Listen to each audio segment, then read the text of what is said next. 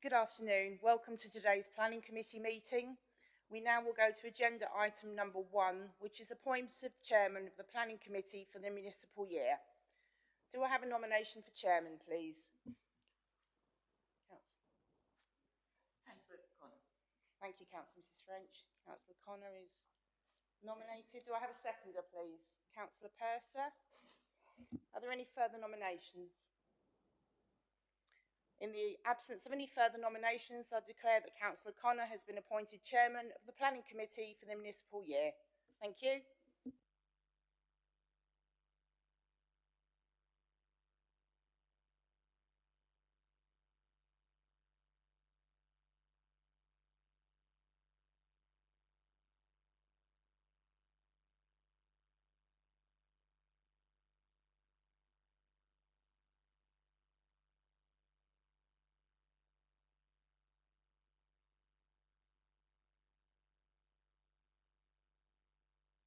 Just thank you, everybody. So good afternoon. Thank you for appointing me as chairman for a further municipal year. I hope I don't disappoint you. Now we'll go on. I'd now like to welcome those members of the press and public who join us via the live stream. Before we begin, please can I take this opportunity to remind everyone to turn off their mobiles and computers to silent and ensure when using the microphones the red light is on and when turned off when you finish speaking. So we'll go to agenda item number 2, and I'd like to ask member services if we've had any apologies for absence. Thank you, Chairman. Apologies from Councillor Hicks and for Councillor Mrs. Mayor.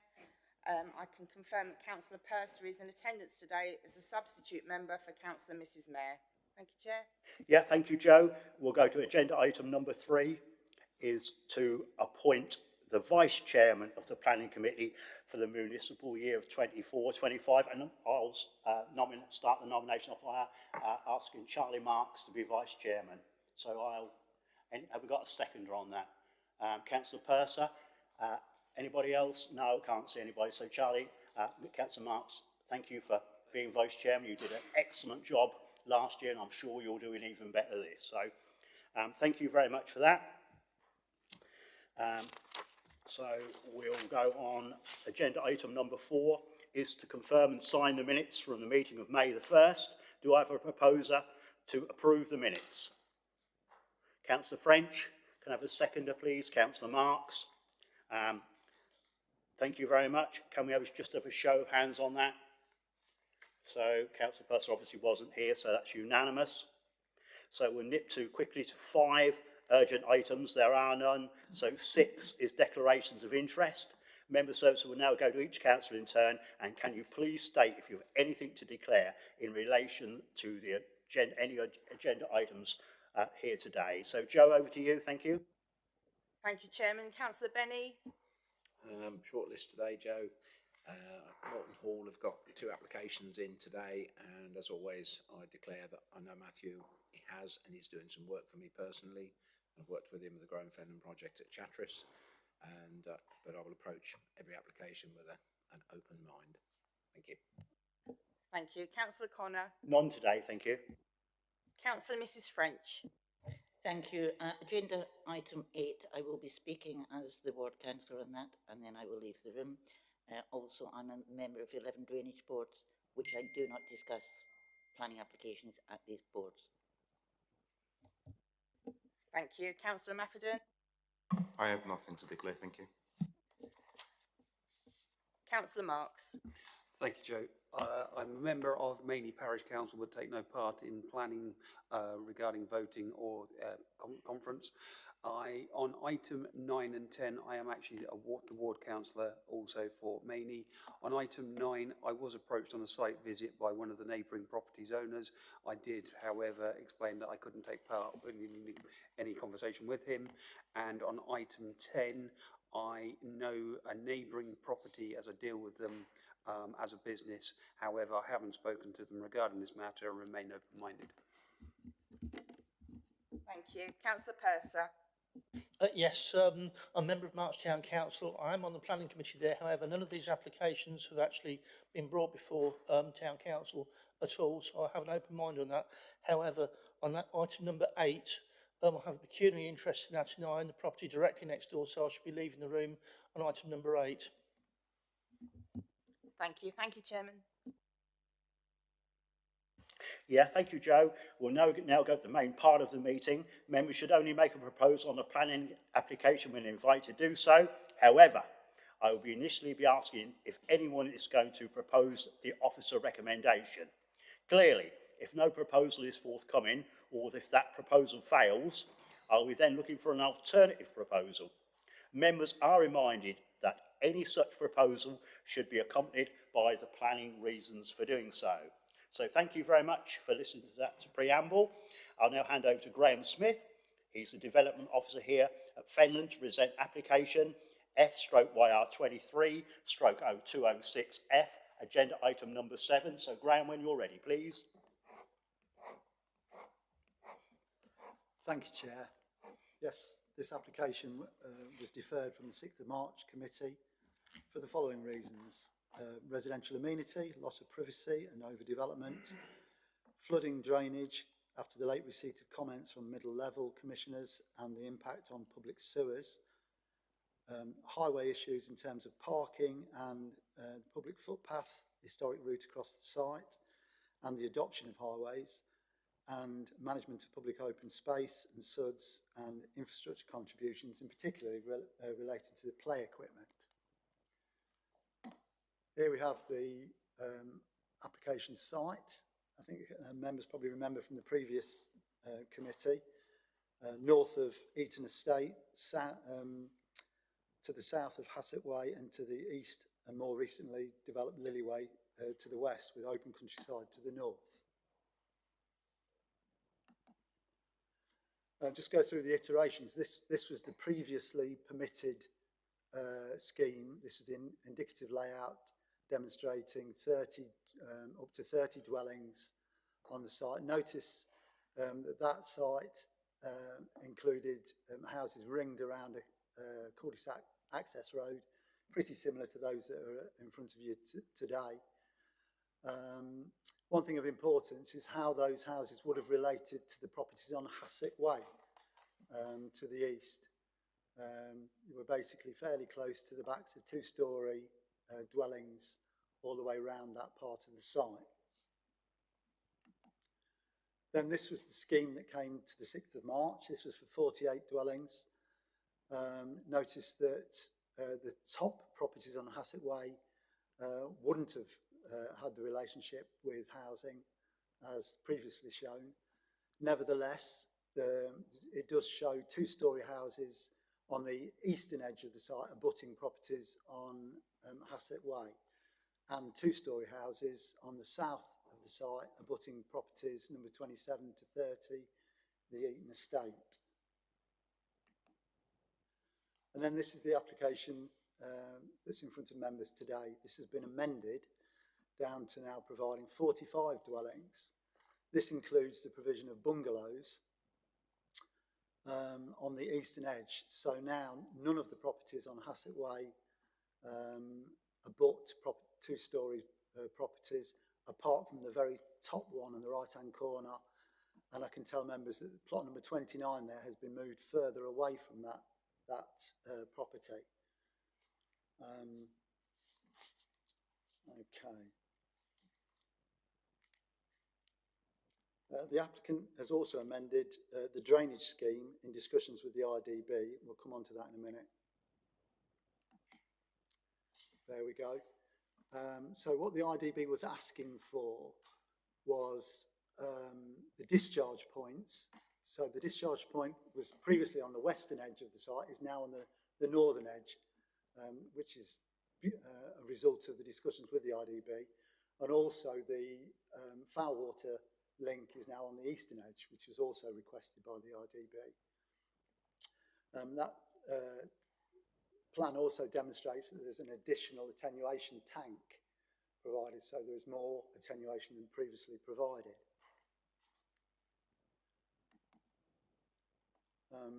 This is the applicant's 3D illustration of the amended scheme. You can just see the bungalows on the right-hand edge of the site, near to the Hassett Way properties.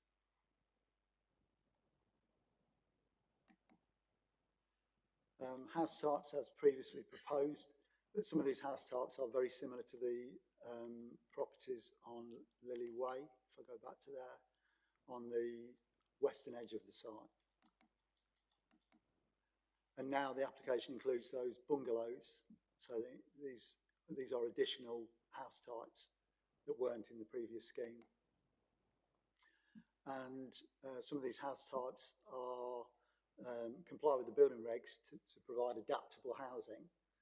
So we now have the provision that can be suitable for disabled persons. These are the site photos that we showed you previously. They're important in terms of the judgment of the impact of the development in terms of the character of the area, because these are the areas you will be judging the new development against. Shows some of the buildings slightly run down on the site, and the previous bungalow, which is still there. And these are the areas around, immediately abutting the site.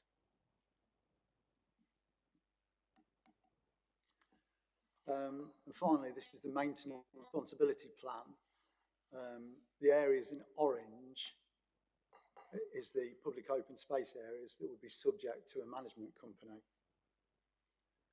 The area in blue would be adopted by the Highway Authority. The areas in pink are private drives, and the area in yellow is intended to be adopted by Anglian Water.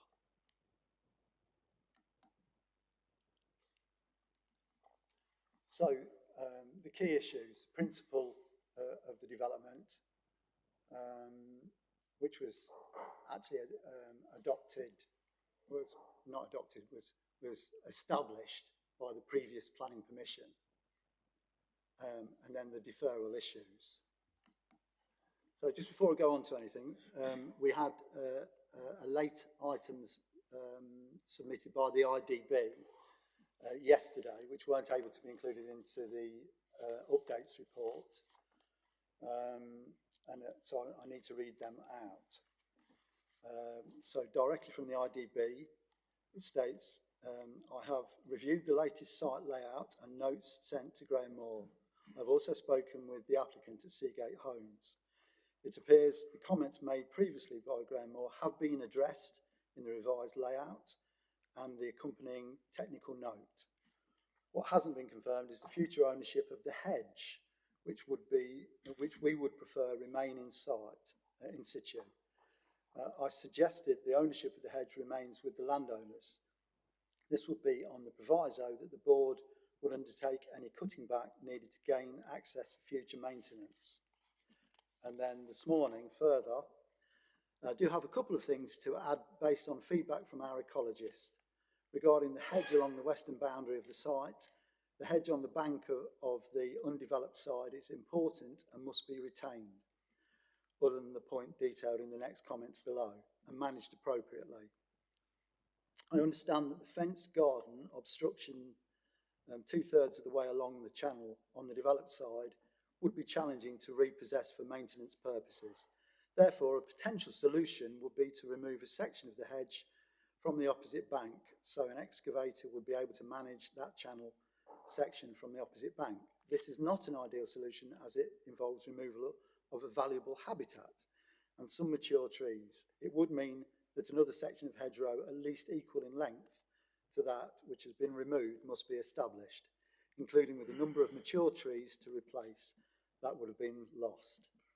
This could be done along the back of the existing hedge on the bank opposite the attenuation pond, using good quality native hedging stock. I can provide a list from which a mix of at least 5 different species will be selected. I think this can be addressed through our consenting process. So the hedge element they would deal with outside of the planning process through an application to be submitted under the Drainage Acts. Right.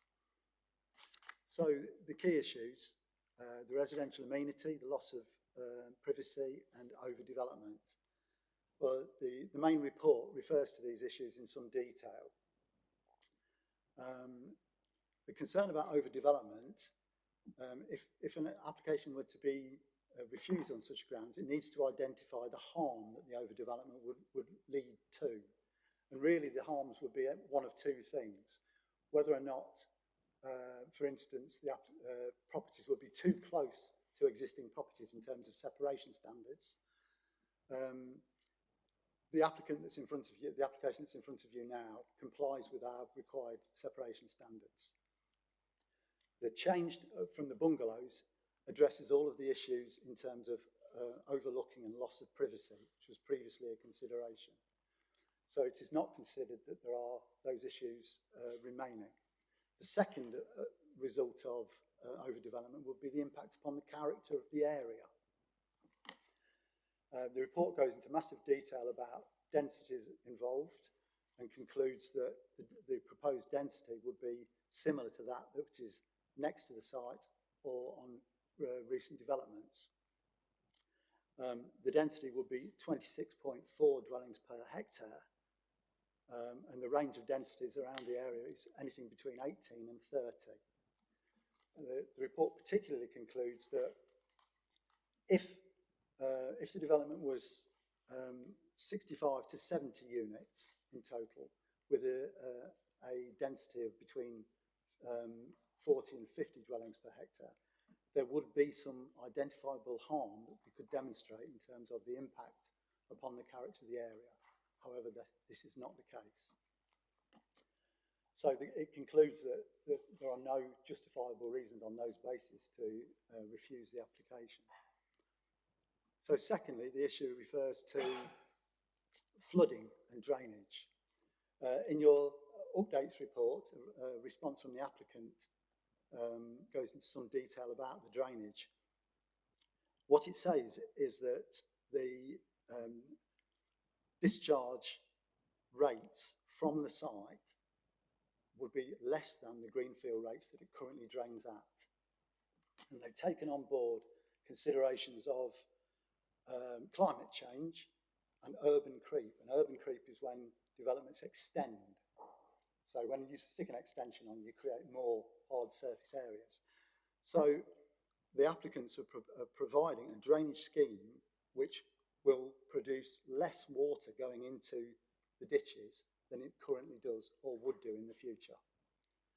i.e., there is no greater impact on the drainage system. So therefore, in flooding terms, there is no evidence to suggest that the application will result in flood risk. And then we move on to highways, parking and public footpath, the historic route over the site. The definitive map officer has confirmed that the county council actually have a move to actually close that footpath. They've got the stopping up order in place. However, they have not implemented it. So what the applicant has done is they've kept the route across the site undeveloped. So they do not build across the historic line of the footpath, but nonetheless, the county council should be getting on and stopping up that footpath in any case. So there is no issue there. In terms of parking, members previously raised the issue of parking on the 6th of March. The applicant has now included visitors parking additional to that was previously provided. The scheme now provides parking which exceeds the local plan parking standard. I have to say that we would advise members not to refuse the application on insufficient parking because it would be unreasonable. In terms of the adoption, the applicant has stated that they intend to adopt the site. I do have a colleague from the Highway Authority sitting to the side of me. Members wish to discuss that with the Highways Officer, please feel free on the questions. But the intention is to adopt the site. We do propose a condition which I think we'll come on to later.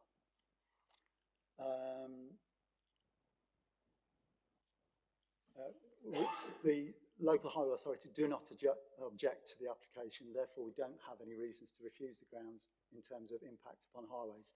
Just to remind members, the access to the site was approved under the previous scheme. Okay, and then on to item 5, management of public open space and the SUDs. The applicant has confirmed the fact that there is intention for Anglian Water to adopt the SUDs, which is, was on that management plan that we referred to. Secondly, in fact, if I just go back to that, secondly, the public open space area will be subject to a management company. Just confirmed that the district council doesn't adopt areas of public open space anymore. Discussions with the parish council, the parish are not interested in adopting. Discussions with middle level, we're not interested in adopting. So the applicant is basically faced to have to go down the route of a management company.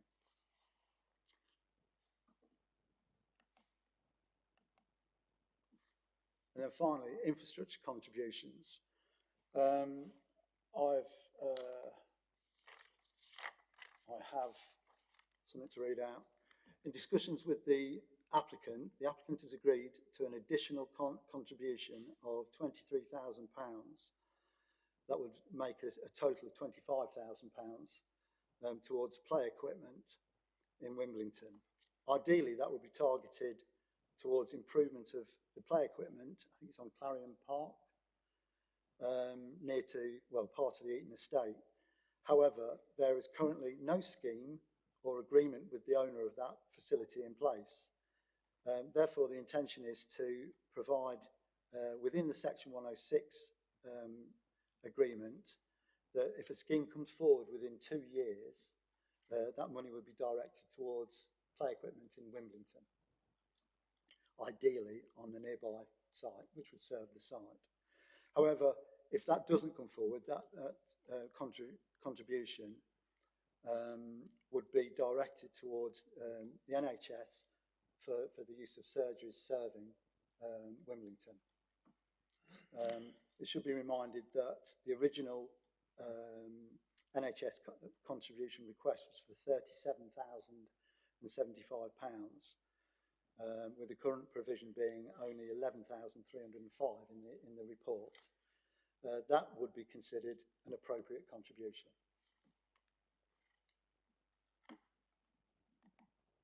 So in conclusion, the site is considered to be a sustainable location in the adopted settlement hierarchy, with the principle of development previously being established when assessed against the same adopted policies. It will help to meet housing need and the local need identified in the parish housing needs assessment. There are no technical reasons, highways, flooding, on which to refuse the application, and it is in keeping with the surrounding character of nearby housing on 3 sides. The amended scheme is considered to have appropriately addressed in detail all the reasons for the deferral. The application is recommended for approval subject to the signing of Section 106 agreements and the attached conditions and that additional report that I referred to. Thank you, Chair. Yeah, thank you very much, Graham. We have 3 speakers on this application. Firstly, I'd like to invite Councillor Angela Johnson from Wimbledon Parish Council to make her presentation to the committee. When you're nicely seated, Mrs. Johnson, you've got 5 minutes. Thank you.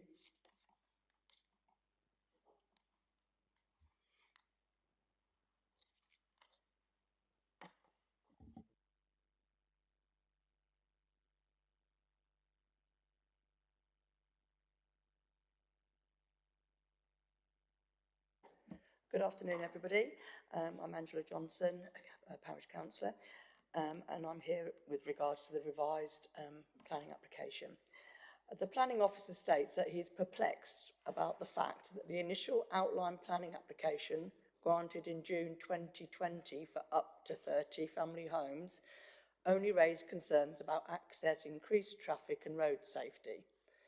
Sid Redhead, the long-term owner, had always made it known that he would like, after his death, for the land to be used for affordable housing, and a lot of residents were aware of his wish. His family honoured that wish, and the land was sold to Pop Jolly, who successfully applied for planning permission for up to 30 affordable houses, and then sold the land on to the CHS Group. The land, still with a few months validity for outline planning permission for up to 30 affordable homes, was then sold to Seagate. So why is it perplexing when Seagate's planning application made in 2023 for 50, 48, now 45 dwellings to be crammed into a slightly larger site raised such strong community and parish objections? LP 12 Part A 2. This could be due to the fact that in 2020, permission was granted for 88 dwellings. In 21, a further 21 dwellings, and so the figure continues to rise. Wimbledon is a growth village and has far outstretched its threshold. Built form in 2011 was 771, and the threshold was for 116. As of the 8th of March 2024, Wimbledon has 350 new dwellings and more to be added. Yet the note in LP4 regarding the capacity at or in the sewerage network leading to the wastewater treatment work in Doddington needs to be addressed. This hasn't been addressed. Wimbledon has a planning application in for 14 affordable dwellings. This assists the village in reaching its threshold, so the planning officer's reference to housing needs is not comparable. Planning committee know why this application was deferred, but those issues have not actually been addressed, just papered over.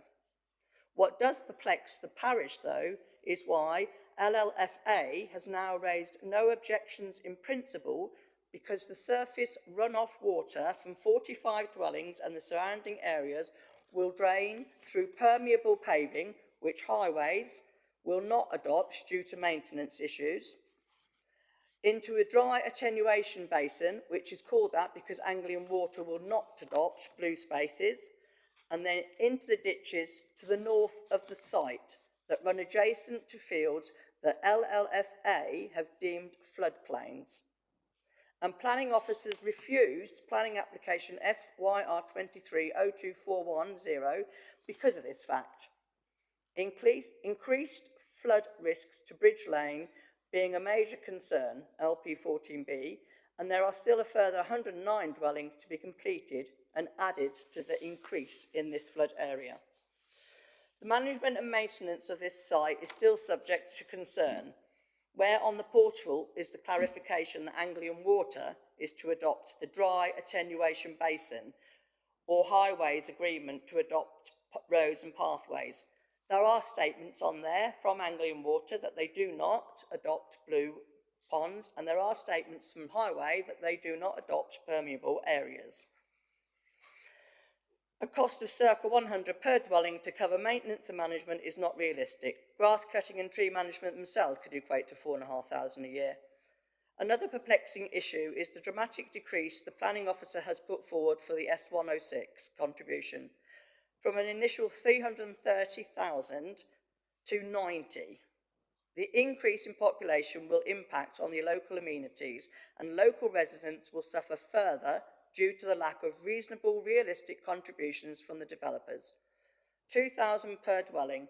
A piece of play equipment would cost that to purchase and install, and the new Ninja Child just cost 33,000.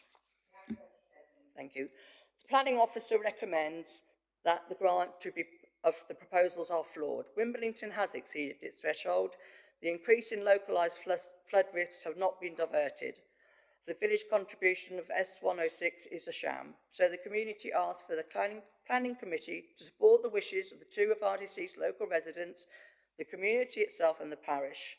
This planning application should only be granted if it complies with the principle of development as outlined in 2020 for up to 30 family houses. There is no requirement for further development of the village in the dwellings in the village. The village and its community need to be able to stand back and reassess its neighbourhood area. Thank you. Yep, thank you very much, Mrs. Johnson, for that. Members, questions, clarifications to Mrs. Johnson, please.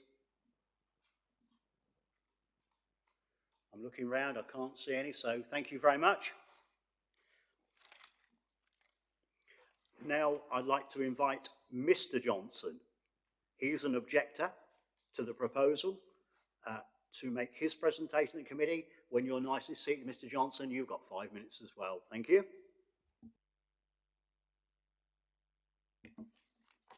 Good afternoon. I'm Norman Johnson, a local resident of Wimbledon for 30 years, and I'm here to represent objectors from the village community. Let me please reiterate this statement. Local Planning Policy 1. At the heart of the strategy for Fenland is a desire to deliver sustainable growth. Growth that is not for its own sake, but growth that brings benefit for all sectors of the community, for existing residents as much as new ones. I would like to address the planning officer's assessment and his referencing to the principle of development being established in 2020 when the outline planning application was granted.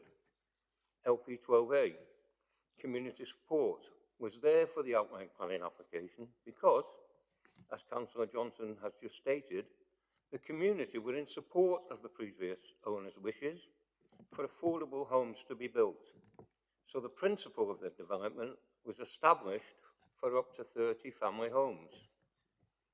Point of access. This was the only concern raised at the routine planning. Since this application, the number of properties within the local area has increased traffic throughout the village. Overdevelopment. NPPF regards achieving appropriate densities, para 128, is made to a number of dwellings per hectare of land, but the planning officer's equation is flawed. At 26.6 per hectare, what is omitted from this equation is the land taken up by the attenuation basin. Roads, parking spaces and areas take up large quantity of this site, hence increasing the actual number of dwellings per hectare. Maintaining the character of the area is a planning officer's professional view that it would not result in identifiable, conflicting or jarring harm on the area's character.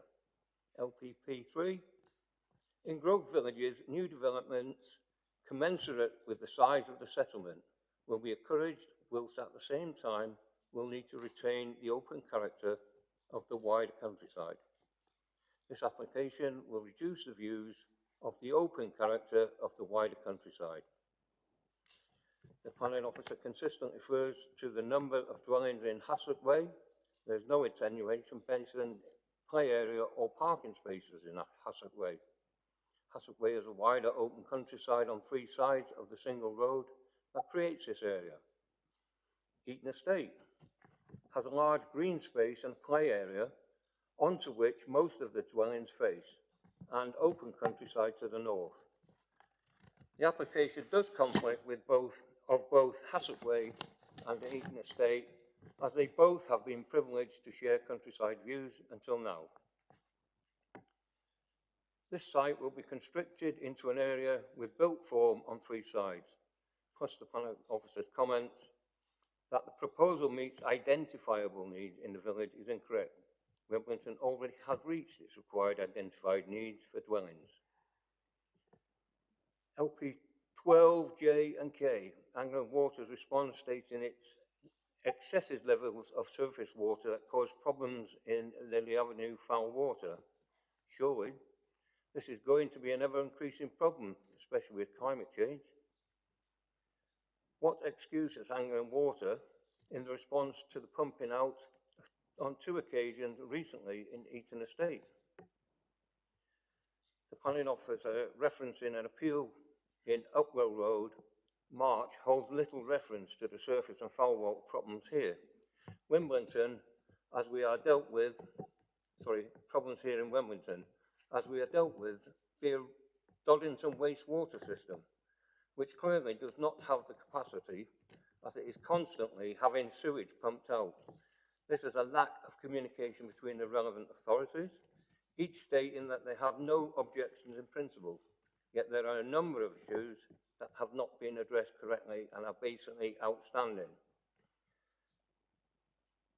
Some of these issues: flooding, density, management of the site at the end of the build, the maintenance of the grounds, and the low sum, the sum quoted would not maintain the grounds.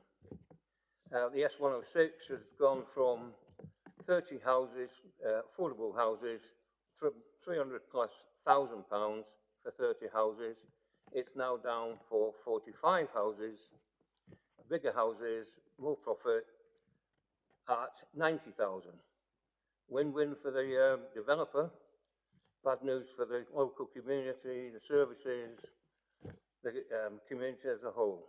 The planning committee are at liberty to disagree with this planning officer's recommendation, and the local community of Wimbledon appeal to their better judgment.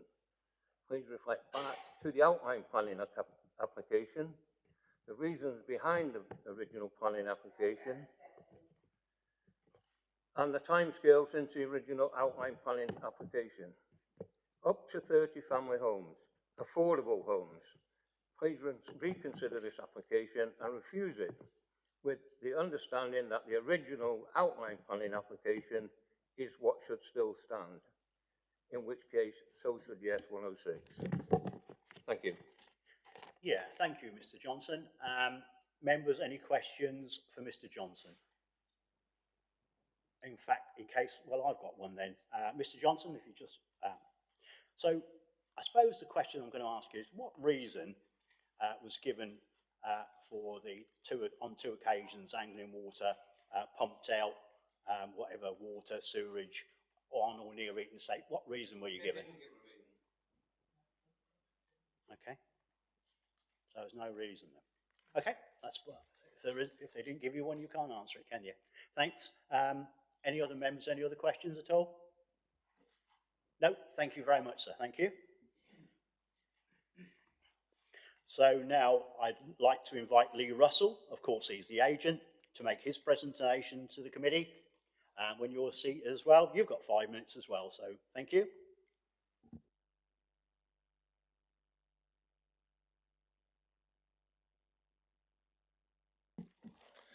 Thank you, Chairman and committee members. You will recall that this application came to committee back in March and was thoroughly debated amongst all. The main point for deferral came from the last-minute comments that had been obtained from middle-level commissioners, although I think we briefly reviewed those during that committee meeting and there was nothing that gave great concern. We were kindly given this opportunity to go away and address and respond. We responded to each item on the initial middle-level comments list and proceeded to have reasonable communication with Graham Moore and 2 of his colleagues. All items have been addressed, with Nicola Oldfield, middle level's chief engineer, providing planners with that written confirmation just this week.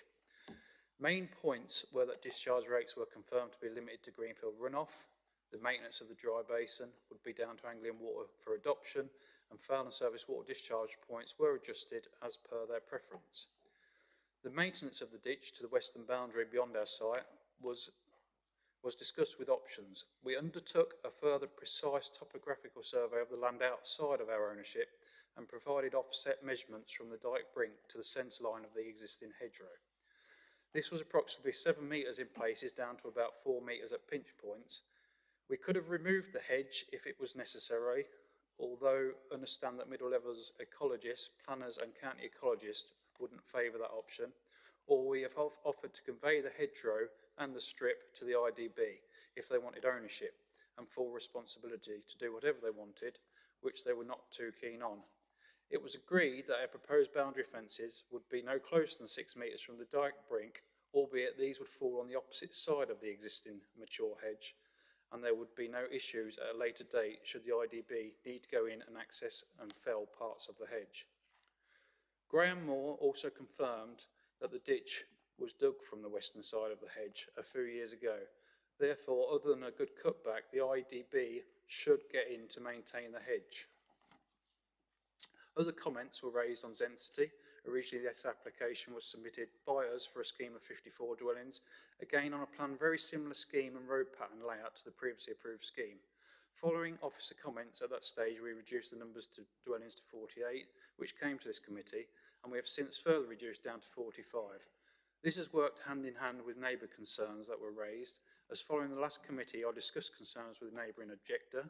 The overlooking was their main concern, and I was asked to remove overlooking windows.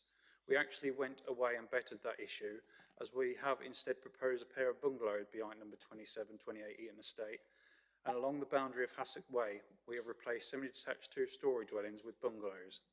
These will sit behind the dense hedge and remove any former impact of concerns of this matter. In addition, we propose these 4 two-bedroom bungalows to be at least M42 compliant. We have also now confirmed that no boundary hedges or trees are proposed to be removed. A number of comments and concerns were also raised following the resubmission of the amended scheme after the deferral, all of which we have proactively responded to and addressed positively to give comfort to those persons. There was a question towards ownership of the small dry ditch to the south, which doesn't belong to us, but to the Clarion Housing Association and residents of Eaton Estate. Therefore, we assume residents could contact Clarion on the matter, as presumably they have an associated maintenance company. One point was that this field should remain arable, but with a previous permission, the surrounding overdevelopment, the further permissions beyond the site of the village, the small hedgerow enclosure not suited to modern farming methods, the previous use as a caravan park, the derelict buildings, small trees, and access through a residential area, the site is no longer purposeful as arable. The county ecologist requested the BNG metric, which they didn't appear to have previously received, and they were happy with the proposals, confirming no objection. Comments relating to flooding were re-raised with Anglian Water, who confirmed there are no issues and our scheme will have no effects. Previous issues were down to their faults or surface water overload related. Our sewers connect to the north and do not go towards the village, so will not affect. A comment was raised as to the parking provision, and whilst we had met policy and provided some visitors before, we have added more visitor spaces to the scheme. At this point, I would like to mention, just to avoid any confusion, that the previously approved scheme submitted by another agent for a previous landowner for 30 detached dwellings on part of the same site had a viability assessment undertaken, which we haven't done, and was determined and approved with no affordable housing provision, just a cash contribution. There was some confusion, I believe, previously that the approved scheme was an affordable scheme, but it was rather the total opposite, with large detached dwellings, small amenity areas and no affordables. We reviewed the house type needs for the locality, and this is for 2 and 3 bedroom houses. Therefore, our scheme is more suitable proposal to meet this requirement and the approved larger dwelling types. With regards to previous comments on the right of way crossing the site, we spoke to the rights of way officer and they've confirmed no objections. I think Graham Moore's probably addressed, Graham Smith addressed that. We offered the POS to the council for adoption, but they have confirmed they will not adopt. They expect it to be management company. Again, okay. Yeah, well, thank you very much for that. Members, questions? Councillor French.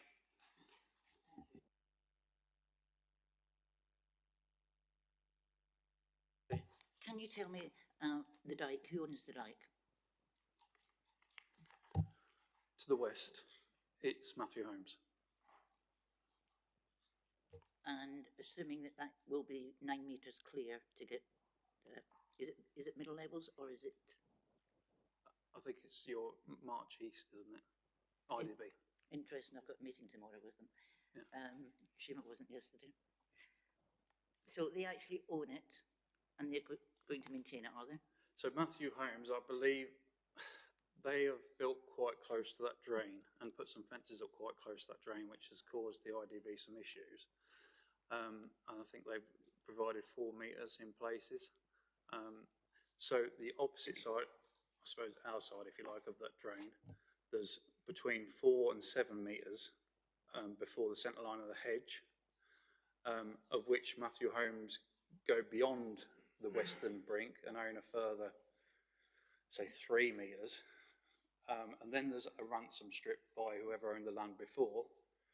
And then obviously it gets to the boundary existing mature hedge and then into our site. Certainly, Councillor French. I do know about the problems with Matthew Holmes. We've had various site inspections looking at it. It is 4 metres, it should have been 9 metres. And we certainly have got great issues when trying to maintain that strip, because obviously their equipment is quite large. I am concerned about this dike near there. It should be 9 metres. The policy for the drainage board is 9 metres, and if that's not achievable, then I can't see how this development can go on. any more questions before I come in? Yeah, Councillor Marks, thank you. Thank you. Just following on from what Councillor French said, you mentioned 6 metres. Where does your 6 metres, sorry, is that centre of dike to the boundary edge? Okay, so as I say, we took various, the existing hedge along there isn't parallel to the brink. So what I've said was 6 metres. 6 metres would incorporate that existing hedge generally to full length of the site. So that's where I came and asked Graham Moore if the IDB would prefer to be transferred that existing hedge, because the existing hedge is the main issue for them. We was happy to transfer that hedge and the maintenance strip to them so that they could remove and cut back whenever they wanted, really. But I don't think they want the maintenance burden of it. So any of our fences, and I think fences and boundary treatments will probably be conditioned as to types, etc., and the boundaries. I would propose that we go up to that hedge with a chain link fence, for instance, just to keep dogs and things in. But we would be a minimum of 6 metres away with any fence, which middle level said that they would require. But we haven't got buildings within 16 to 25 metres. So it's just a case of really fence positioning.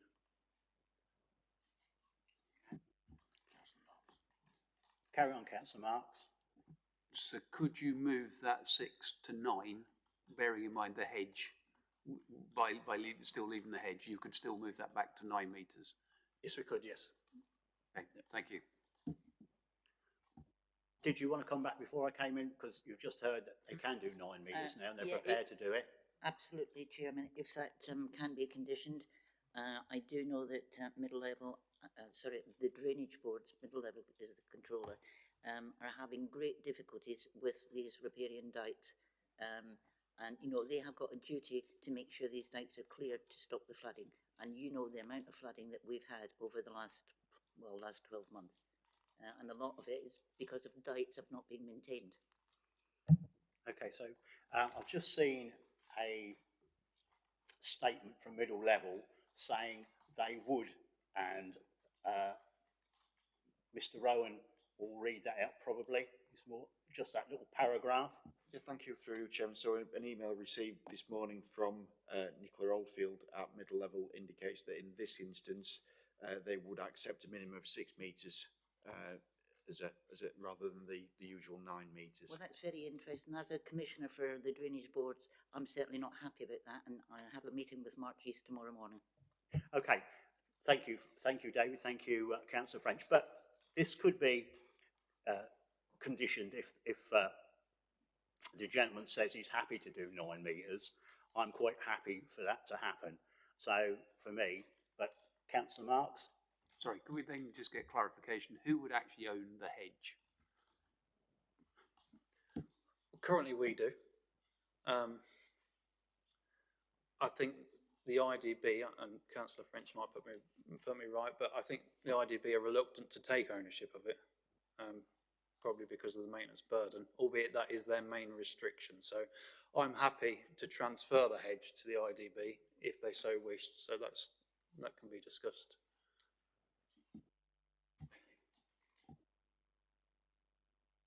Councillor French? I'll discuss it tomorrow. But Still like the 9 metre condition, unless the drainage board are I mean, I know what David's just read out, but that is not the policy. yeah, Of well, the drainage boards. at the moment we will take this kind gentleman's offer for a 9 metre move the fence. We'll take that, and we can make that as a condition when and if this application is passed. So yeah, so for me now, right. So we keep on about discussions about this adoption from Angling Water of the attenuation pond. So I suppose my question is, how far have the discussions gone? And is there an agreement in principle? Is there an agreement already signed? Because anybody, Angling Water, can change their mind at any time, and probably will. So how far has it gone? And if they do change their mind, is there a plan B? Yes, so just before this meeting, actually, I run through the points with our civil engineer. As it stands, he has designed it, and so with the parameters, with the basin being online, water depths and freeboard, it's all designed in accordance with Anglian Water's requirements for it to be adoptable. I guess if you spun that round, like you say, because we don't do a section 104 or a section 38 submission until after planning, because they won't, Anglian Water or Highways wouldn't review such submissions until after planning's approved. If they didn't, for whatever reason, I guess that would be included within the management company, as some of our sites are, but our preference is to put it to Anglian Water for adoption. Okay, so there is really basically, there is a plan B, although it's very, very woolly. That second bit is really woolly, isn't it? Which nicely brings me on to the next question, really. I know it's not really a planning issue, but in the previous meeting, I strongly felt that the £100 a year dwelling for maintenance charges for the management company was not enough. I still think that's the case, especially if Plan A doesn't work and we implement Plan B, which the management company's got to take the maintenance of the attenuation pond. So I still don't think it's enough anyway. With any so how did you get to that sum of £100 a dwelling? Because obviously, as you well know, you don't get much for £4,500, do you, done today? So can you just elaborate on that, please? And do you think that is enough? Because I certainly don't. Yeah, I was actually going to bring a couple of examples for what they're worth of other sites that we've done of similar size sites, slightly bigger. So the majority of our sites seem to range between 40 and 70 units generally. We do larger, do smaller. But we never have a management company contribution that goes over £200. That's an absolute limit, because residents don't usually like to have that burden on them per annum. So the most expensive we've ever had is £200 per dwelling, and that include lots of private drives, large areas of ponds, attenuation, vegetation areas. Obviously, this one, as per the current management areas plan, I think Graham presented, we've got a piece of open space and a private drive is the only areas that's due to be put into this management company. So actually, apart from some grass cutting, there's nothing for them to really do. I would envisage that the management charge will be circa £100, give or take £20 maybe. But I was going to bring a couple of examples just for this one. But this is one of the sites where there's actually very little management company area to look after. And I think you asked about the if the Anglian Water didn't adopt the basin, and obviously it went to management company. That is a dry basin, so actually it would just be extra grass cutting rather than maintenance of a pond, if you like. It is shown as a blue area on the plan, and I do kick myself sometimes because it does paint sometimes a wrong picture for a committee, because actually that's only a blue area when it's a high storm event. Generally that would be a grass area. Yep, thank you very much. So members, any more questions? Councillor Marks. Thank you. Could you just confirm the management company, that would be yourselves? No, it wouldn't be ourselves. We start off the management company, and then whether there's housing association houses on there, private residents, every resident or every property gets to buy into that management company. So it actually then is run by a committee, if you like, of residents. So do you put any monetary value in the management company for a start, say £2,000 to kick it off, or £5,000 or whatever, or do you just, is it a limited, sort of a limited company with £100 limit liability, or what, how does that run? So, yeah, without going too much into finances, because it sort of goes on from my expertise, but so we look after that estate until every house is handed over. So it's all fully our responsibility until the day that it's handed over to the management company for their responsibility. Yeah, and the last one, I'm really pleased that you have you agreed to the £25,000 play area equipment. So that is a plus in my opinion. The amount you offered, obviously, beforehand was quite derogatory. Really, it wouldn't have bought one swing and the foundations to put it in. So £25,000 is a lot better. It should have been more, but I was in a kind mood today, so I didn't feel as asking too much of you. But thank you very much for that. Right, so obviously thank you. So, members, questions to officers.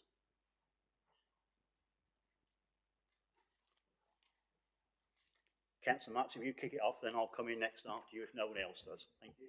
Thank you. We've got a gentleman from the highways. It's probably more to the gentleman of the highways.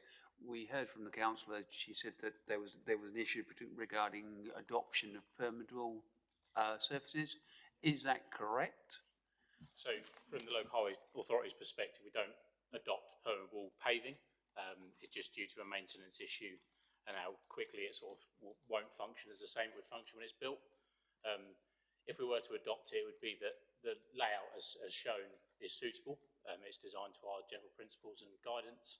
It would still be subject, if it was put forward through a Section 38 application, it would still be subject to being built to our construction specification, which wouldn't be permeable paving. Sorry, so it wouldn't have permeable. If we were to adopt it, it couldn't have permeable. So we wouldn't see permeable paving as an adoptable material. Right. Okay. Thank you.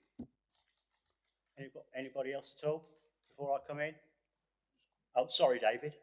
Through you, Chairman, just to elaborate on that answer, clearly the Highway Authority would only be looking at adopting certain elements of the road network. There's a couple of areas of private driveways, for example, which clearly could be permeable surfaces. There's also the possibility that areas within the individual dwellings themselves would also be sort of permeable surfaces. So, for example, the driveways to the individual properties. So the answer that my colleague's given only relates to effectively the main road, if you like, through the estate, just to clarify.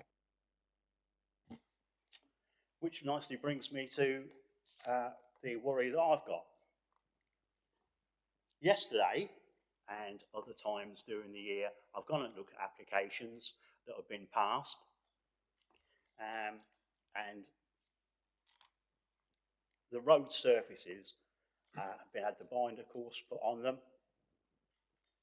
and as a result, nothing's more happened. Obviously, Section 38 has or hasn't been applied for, and it's not been done at all. I went and had a look at one in Maney yesterday. Bedford View, is it Councillor Marks? And that was 15 years ago, to my knowledge. That was trouble, and it's still like it today. I think the developer went into liquidation, and the road and the iron is prelled from the binder course by about 2 to 3 inches, I should think. So if you've got a sports car, you're more likely to take the exhaust off or do something. And there's been lots and lots of other occasions. There's another one in Maney that Councillor Marks will be able to perhaps fix them, Charlemont. Again, I think the residents had to put in a significant amount of money to get the road up to adoptable standard. There's others in Wisbech. So I'm sort of looking for some comfort that this won't happen there in this really. So I am really worried about this. That there's one in Doddington as well 4 or 5 years ago, and it's still not had the right top dressing on it now. So my feelings are, and I'm being very deliberate here because I want to be fair to the developer as well, that after the 39th house has been built, and also, and the 6 as well, after the 39th or the 40th house, they can't be, the rest of the 6 can't be occupied until such times as the road is being adopted to highway standard. That would alleviate the problems that I saw yesterday and know only too well round the district as a whole. So that is a question for David, please. Then I'll bring you in, Councillor French, when he has answered, hopefully to my satisfaction. I don't know about that, Chairman, but I'll try. So through you, a planning condition can't be put on any planning permission stipulating that a road is adopted, because ultimately that is in the gift of a third party, the Highway Authority, and is not within the applicant's control. In this case, we've got condition 15, which talks about before the first occupation of any dwelling, roads and footways required to access that dwelling shall be constructed to at least bind a course. So that does ensure that there is a degree of hard surface there for cars to travel over to access the individual dwellings.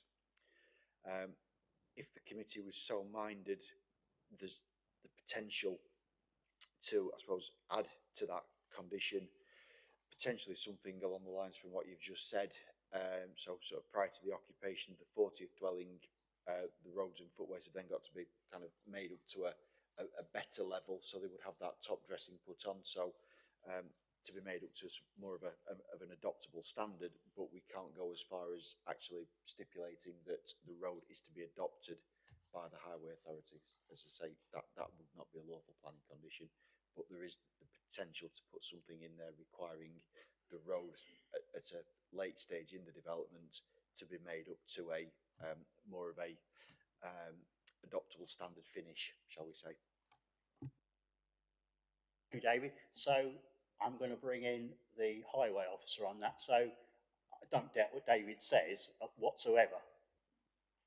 But can you just throw some more light on that? Because I do really want this adopted, and because that will alleviate, as I said, that will alleviate the problems I saw yesterday, and certainly in the years I've been on this chair of this and before. So it's my understanding, as well as David mentioned, that it can't be conditioned that it will be adopted. Again, it's our prerogative as a third party. As part of the process for us, if they were to put in a Section 30 application, it would be reviewed as a normal process. It would have to be to our specification, to our standards, and therefore would be adopted if it was all done correctly. However, it can't be, it's my understanding as well, it can't be conditioned prior to approval or review. So it doesn't give me as much comfort as I'd like by any stretch of imagination, but David, we could put that in a condition if indeed what you outlined eloquently, if it was likely to be passed, you could do that, or the planning committee could do that. Yeah, through you, Chairman, that is in the committee's gift to amend, as I say, that condition 15 along the sort of lines that I've indicated. I would just caution the committee that it's not a kind of a fail-safe mechanism, in that ultimately if the last 5 dwellings don't get built, then you're still left with a road that's only up to binder course level. So that there's unfortunately, through the planning system, there is no mechanism that can ensure that a road is categorically 100% delivered and adopted by the Highway Authority. That is just not a possibility. But all that can be done is to make sure that there are measures in place that try to give as much comfort as possible in that does occur to a level. I spoke to Nigel Edgar yesterday. He's at CCC and sort of outlined, and he said that probably my suggestion would work. The CC guy here thinks it could work, because, as I said, just to reiterate, in past applications, S38 agreements have been sought, but they've never been completed. And I think I'm right in saying you've got no jurisdiction on whether they are or whether they're not. No, we don't. You're correct. So I think that gives me some comfort, or not, although it's not 100%, that gives me some comfort. So if the planning committee are minded, we'll put that in a condition as well later on, if indeed it gets passed. But now I'll bring you in, Councillor French. Thank you for waiting. Thank you. You did say about a list of roads that hadn't been adopted and still got binder. I did, Councillor French. You have the Croft at Christchurch, that's got binder coat down, and that was built nearly 20 years ago. We got the Birches in March. That was the same company that went into liquidation. We've tried repeatedly over the years to help the Croft out, and it's not just the road; it's also sewage. It's a very, very lengthy, it goes a long time. It is appalling. Now, the Birches, fortunately, was done up to the Hammerhead, but there's 7 streetlights there. I've tried over the years to work with residents because nobody, county won't take them on, Welfare Beatty won't take them on, and there's not one light working. And we've tried over the years to get the residents. Unfortunately, most of these homes are bought to rent. So there's no way, so the whole street is in total darkness, which is absolutely dreadful. Yeah, the County Council Officer Howie is absolutely right. You can't force a Section 38 on them. But the concern is that I think the solicitors really should be looking at this. If they do build it to an adoptable standard that's suitable for the highways, then I think it's 2 years they have to wait before they would check it out. But you can't force them to do that. Plus the fact, the new policies at County Council, they will also have to install 20-mile-an-hour speed restriction. Okay. Councillor Marks. Thank you, Chair.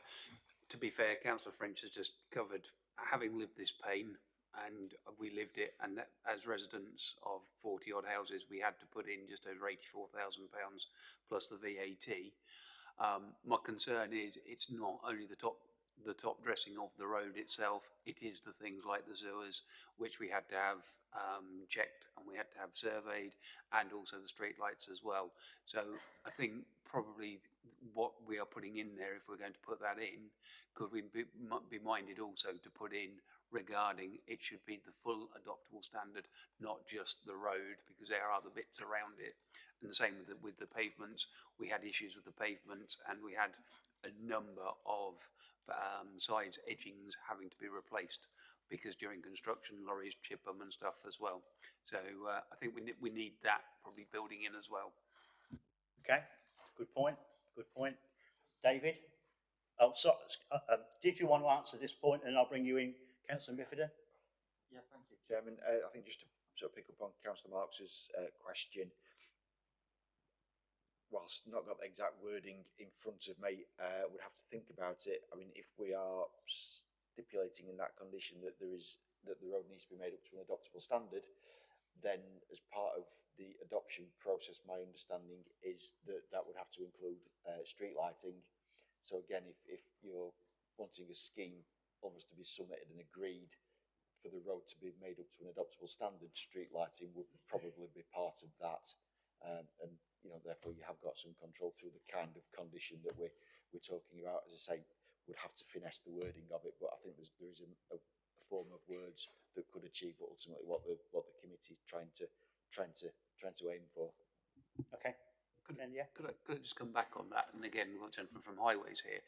Is there any other way because with the new builds that we had on our estate, when it came to second sale, the purchasers, the mortgage company, made people buy a bond regarding the roadway at the time until it was adopted. Does that work also with the developer? Can the council take any type of bond away from the S38 money? So if anything happened to the developer and they go into administration, is there any framework or network for that to happen?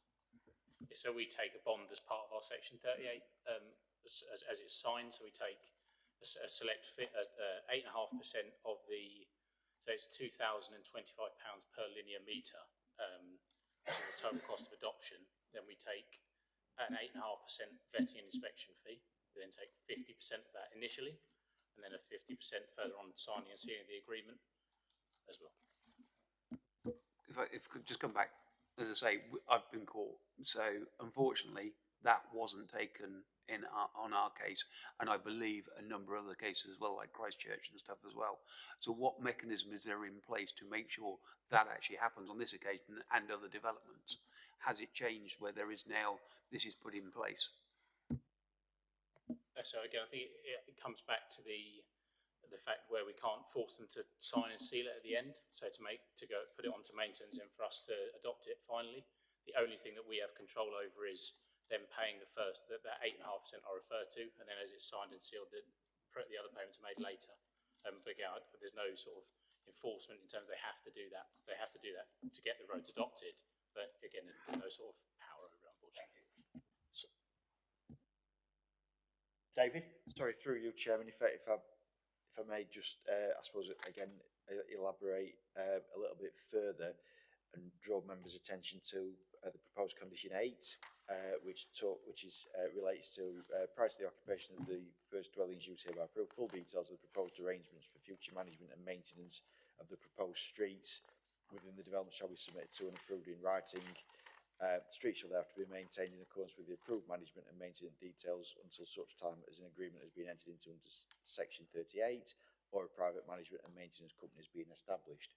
So essentially, I think the condition that we were talking about previously in terms of getting details of the road being made up to adoptable standard by a certain point, if the road is made up to that standard, isn't then transferred to the Highway Authority as part of a section 38 agreement under the Highway Act, this sort of fallback would kick in that there would then be a requirement for a management company or the management company that's set up to effectively extend its responsibilities to then also incorporate the management and maintenance of the road. So there is a sort of a fallback position in terms of the ongoing management and maintenance if it's not adopted. Clear for you, Councillor Marks? Because it's a bit... Come back. It is clear. However, if a management company then is set up halfway through the development when it looked previously as though it was going to be adopted, I take it then the management company can then put the fee up to what they require, and then it's more buyer beware. Would that be? Through you, Chairman, I think we're possibly getting into areas that are certainly outside my expertise and perhaps outside the areas of that the planning system can really look at. But I would assume that the more responsibility that a management company takes on, the more likely they are to increase the charges to the residents to reflect the increased work. Okay, so David, can we build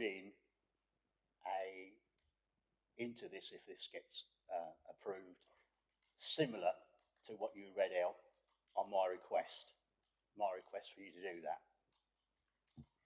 Through you, Chairman, yeah, if that's the resolution of the committee, if the committee resolves to grant the application firstly, but then sort of resolves to delegate authority to us to come up with some appropriate wording to amend condition 15 along the lines that I indicated previously, in my view, that is doable, shall we say? Okay, and could I just, if it does get passed, could I have sight of that?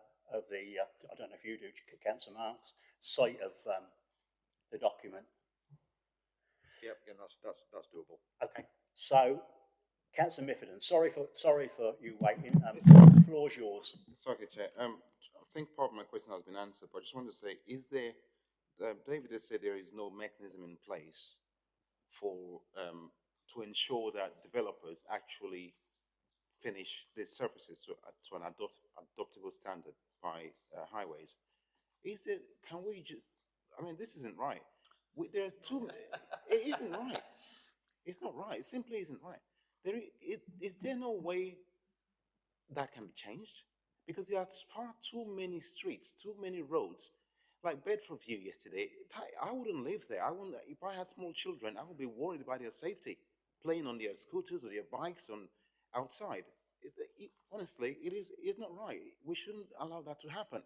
What's the point of a planning committee if we can't let developers get away with things like that, and also because there is no, there are no penalties for them. I mean, development companies passing on the buck to management committees and then passing on to residents.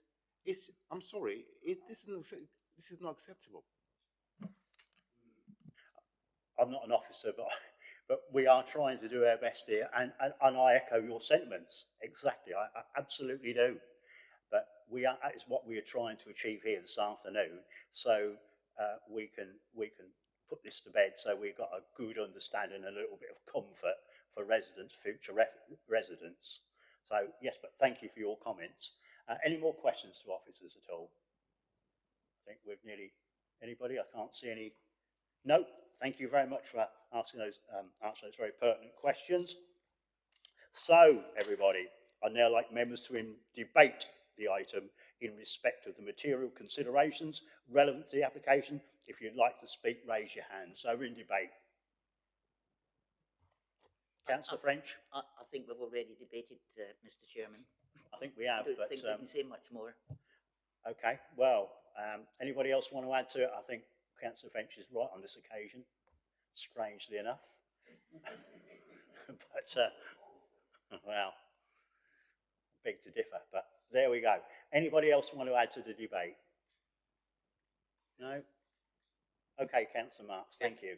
The only thing, the IDB bit concerns me, the 9 metres. We need some sort of clarification regarding the hedge, whether the hedge is removed and put further across. I don't know.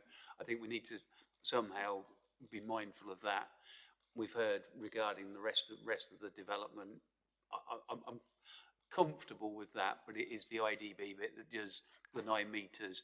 If we've got a hedge at 6 metres, it seems a bit bizarre that we asked 9 metres everywhere else, but this time we can get away with 6. So I'd like a bit of clarity on that. And I'm looking at Councillor French, obviously, because we keep getting hit with flooding, and that is my only concern regarding that. Please answer, Councillor French. Yeah, I've got my document ready for tomorrow. I've written it down, 6 metres, it's not acceptable. The policy states 9 metres. The drainage board struggle. I will be pointing this out to whoever's at the drainage board tomorrow, whether the chief executive as well. We have to stick to this 9 metres because it's down the line, and the dike and the hedge is important as well. So I'm happy to see this application being approved, but on the condition that the drainage board response are taken into account. Sorry, can I just ask regarding that? If it is 9 metres, which we've always been told previously, and having sat in IDB meetings, it's 9 metres. Are we able to specify 9 metres and a hedge reinstated on the boundary of 9 metres, as opposed? I'm not sure. That's why I'm looking at you, David, more than anything. You can answer. Sorry. You can ask that question when it's clarifications for officers, can't you? Still in debate. Okay, now. Okay, David. Yeah, thank you through, Chairman. It's probably better to answer it while it's kind of on the table, as it were. So I think there's probably a couple of things with regard to this hedge. I think firstly, so the advice that we've received from the IDB is that they would accept 6 metres in this instance. I suppose it's, from their point of view, it's a sort of a pragmatic issue as to whether they can actually access or not. I mean, I suppose in the context of 6 metres, if you think of that, as I say, in the context of an estate road, which is 5 metres, you could probably get something reasonably sized down the gap, as it were. But sort of putting that issue to one side, the IDB have also indicated that ultimately that's probably a matter that can be addressed through the land drainage consent system anyway, sitting outside the planning system. But notwithstanding that, there are also within the existing sort of proposed conditions around landscaping, location of hedges, etc., that would give some control around that in conjunction with also the drainage scheme conditions. So I think between the planning system and the conditions that are proposed in this case, and with the land drainage consent, that ultimately that is a matter that one way or another will be will be resolved through those controls. Does that satisfy you? Okay. So David, debate's more or less finished now. I can't see anybody doing that. So anything to add, clarifications to you at all, please? Through you, Chairman.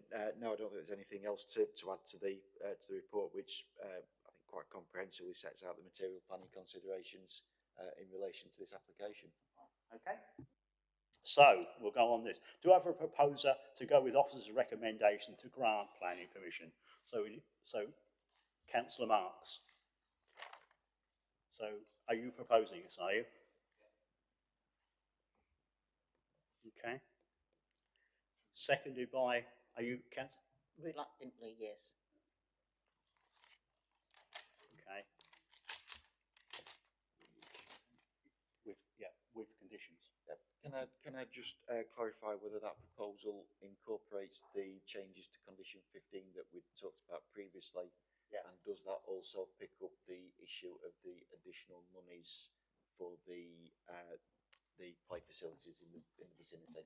Yeah, as far as I'm concerned, yes, it does. And also, I would still like to get clarification from the IDB as well. So when we see the conditions, maybe we could look at the conditions regarding the IDB, what they've come back with as well. And obviously, Councillor French is speaking to them tomorrow. Would it be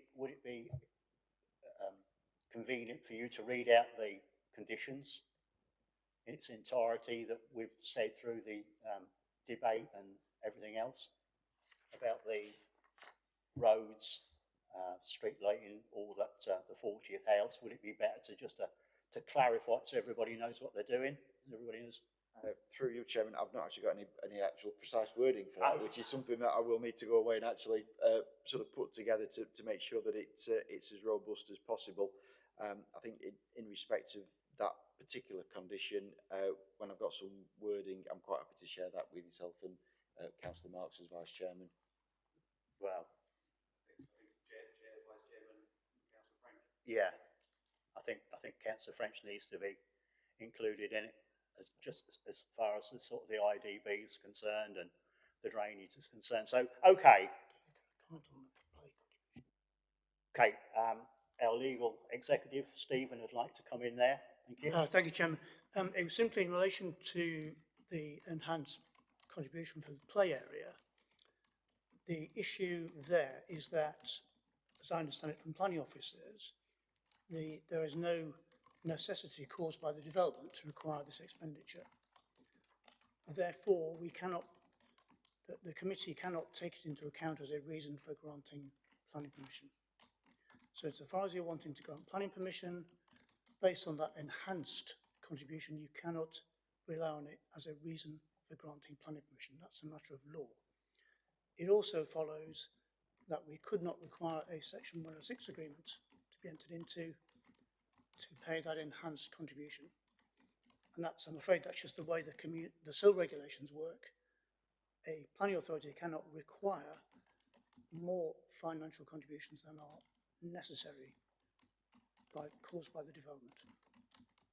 So that's where we are on that one.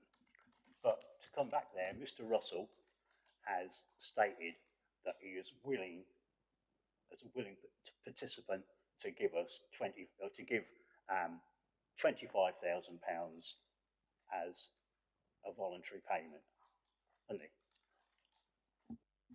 Yes, that may be, but members cannot take into account as a reason for granting planning permission. So they may have plenty of other reasons for wanting to grant the planning permission, and we cannot enforce it, and that's fine, but we can't enforce it by 106 obligation. Yeah, understood. Thank you very much. Councillor French. Yeah, I do agree with Solicitor on that.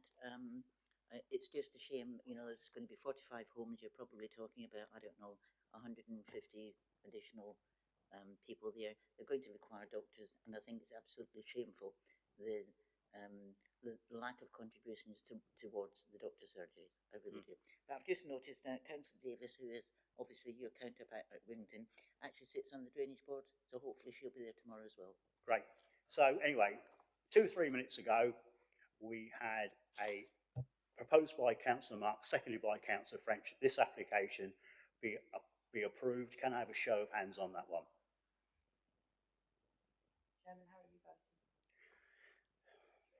reluctantly, I think I'm still going to vote against this. So Can I have a show of hands for the application, please? That's 5 votes. Chairman, I'm going to vote against it. and the application has been granted.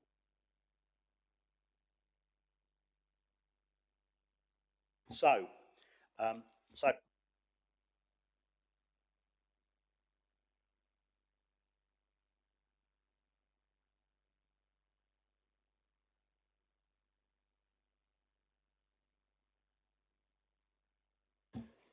sorry. Oh yeah, absolutely, yeah. I'll just let you get oh, just say thank you very much for the highway officer for his input. Very much appreciated. Thanks very much, and thank you very much, Graham, as well. Thank you.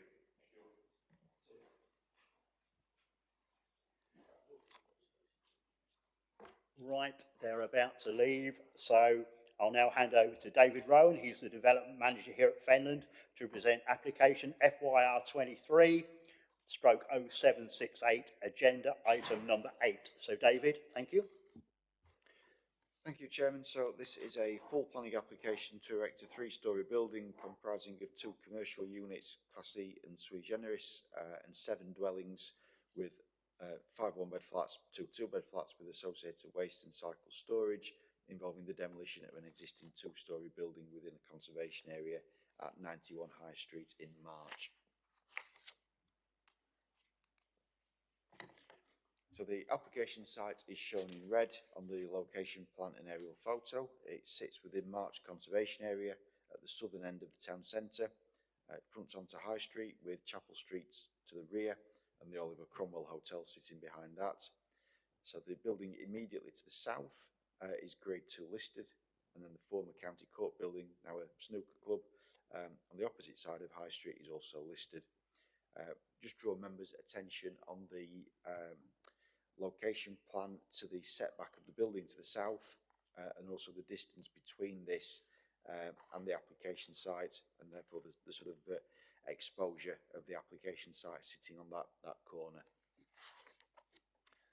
So presently the site is home to a 2-storey building used as a takeaway, and this is shown in red, in the red dashed lines, sort of to the right hand side of the plan.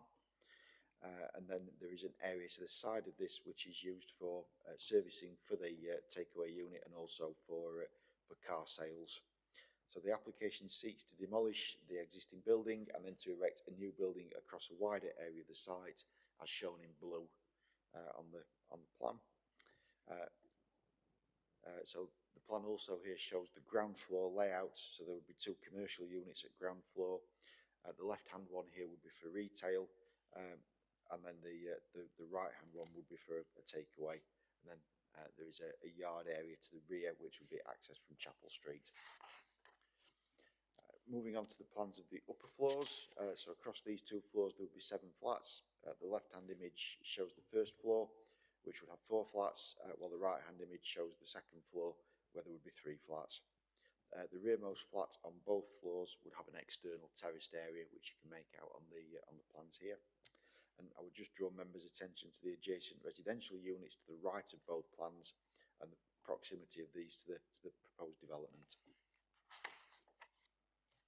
So the front and rear elevations of the building are shown here, with both elevations also showing sort of adjacent buildings. Members will have seen within the report that the Council's Conservation Officer and Historic England have both raised concerns regarding the scale of the dormer windows proposed, as well as the cladding proposed to the fascia of this part of the building. The upper image here shows the side view of the proposed development facing south. As indicated earlier, there is an open view of this aspect of the site, and consequently this elevation will be highly prominent within the wider street scene. And as you can see from the upper image, it's very much a boxy, flat-roofed appearance with a large and somewhat untypical mansard roof form. The lower image shows the elevation sort of facing north towards the adjacent buildings. The frontmost part of this would be largely obscured from the street scene by that adjacent building, but the remainder would be visible from the adjacent dwellings and Chapel Street. You can probably just make out that there is an extractor or chimney unit proposed on this elevation, which would serve the takeaway unit. So this is a wider street view showing the proposed building in context. This emphasises the gap between the southern boundary of the site and the neighbouring building. Moving on to site photos. So the bottom right image shows the existing building and its relationship with the adjacent building. It's worth pointing out that it is not considered that the current building makes a positive contribution to the conservation area, and the principle of this being removed, and indeed the redevelopment of the site, is not resisted. The bottom left image shows how far the current building projects beyond the front of its neighbour, and indeed where the proposed development would also sit in relation to this, while the upper image shows the block of dwellings which sit to the north of the site, and also really the proximity of these to the application site as well. Here we've got a couple of photos which show the southern boundary of the site and the open car sales area, and sort of the context of these in relation to Chapel Street and sort of wider development to the rear of the site. And then we've got a final image here which is from Street View, which shows how prominent the site is when within the street scene when viewed from the south, and also the extent of the side of the building, or the side of the site which is sort of open and visible, and therefore the amount of development which would also be visible within that context. So to summarise, the committee will be aware of its legal duty to give special attention to preserving the setting of listed buildings and the desirability of preserving or enhancing the character or appearance of a conservation area. It is considered that due to the design and appearance issues identified, the development would result in less than substantial harm to the conservation area and the setting of listed buildings. The MPPF requires this harm to be balanced against public benefit arising from the development. As set out within the report, it is not considered that the benefits which would arise from the development are so great as to outweigh the harm identified. It should also be recognised that the principle of redeveloping the site is considered acceptable, and that a better designed scheme for a smaller scale development could be supported.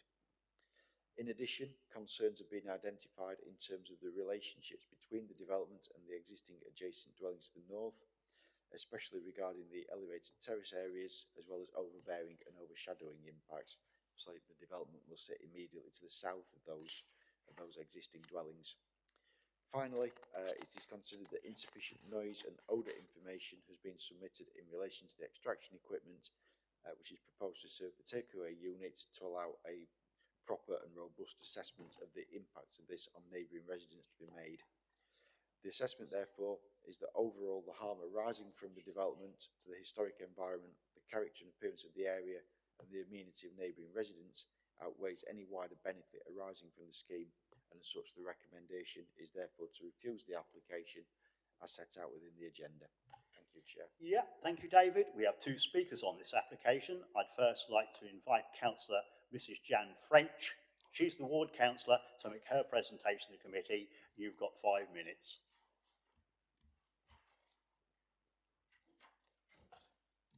Thank you, Chairman. I won't say good afternoon again, I've already said it. Members, this application is for a business that already exists and they want to expand. And I think in the economic climate we've got today, I think they should get a medal for this, because there's not many businesses expanding.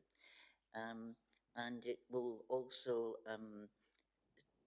give us additional flats, which we are desperate for one-bed flats for people who are on the waiting list. The up-to-date figures of people on FDC's housing waiting list is 1,700. You know, and we need to try to get these people homes. Conservation area. Yes, it is a conservation area, but I'll give you some examples. I don't know if you all went on site inspections. The conservation area document is well out of date.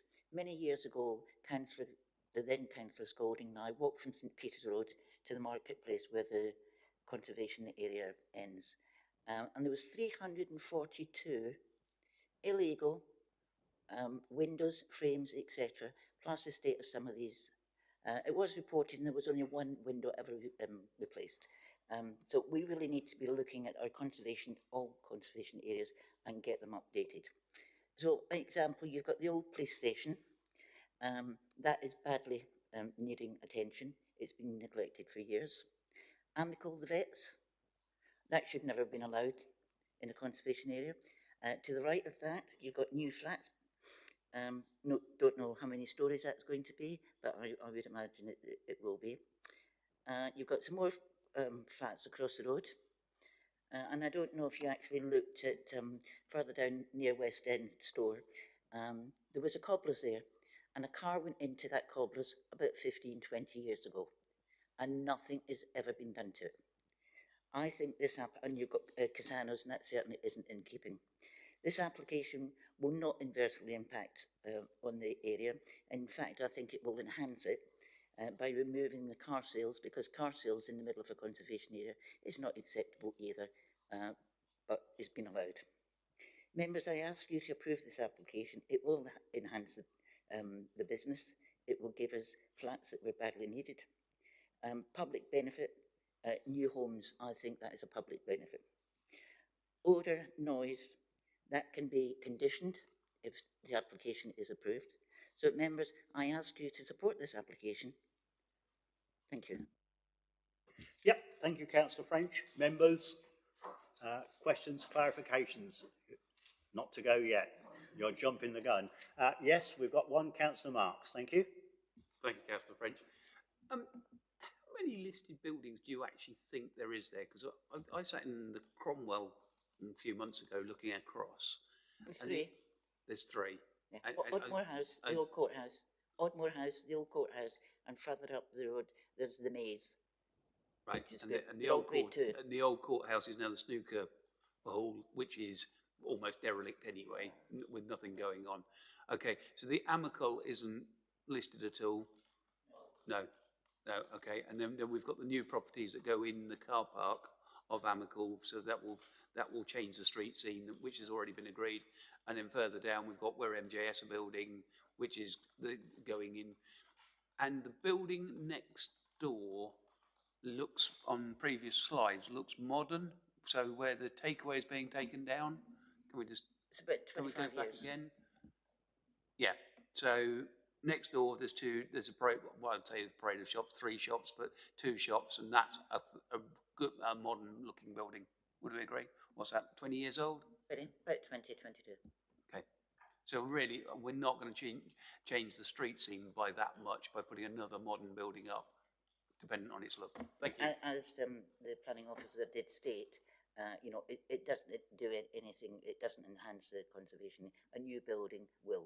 Okay, and just regarding the Cromwell Hotel behind it, that, if I remember rightly, has got walkways above where people walk to the rooms, so they've almost got like a balcony bit as well.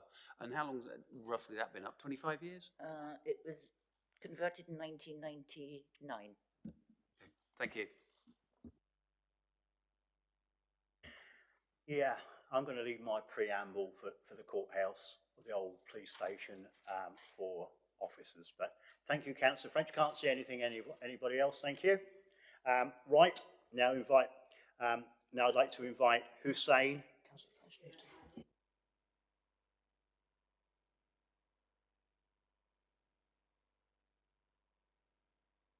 Right, we'll carry on then.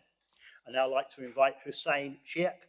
He's the agent to make his presentation to the committee. You've got 5 minutes. Thank you as well. Thank you. Good afternoon, chairs and members of the planning committee. Thank you for the opportunity for me to speak out our application for a new 3-storey building in March Town Centre.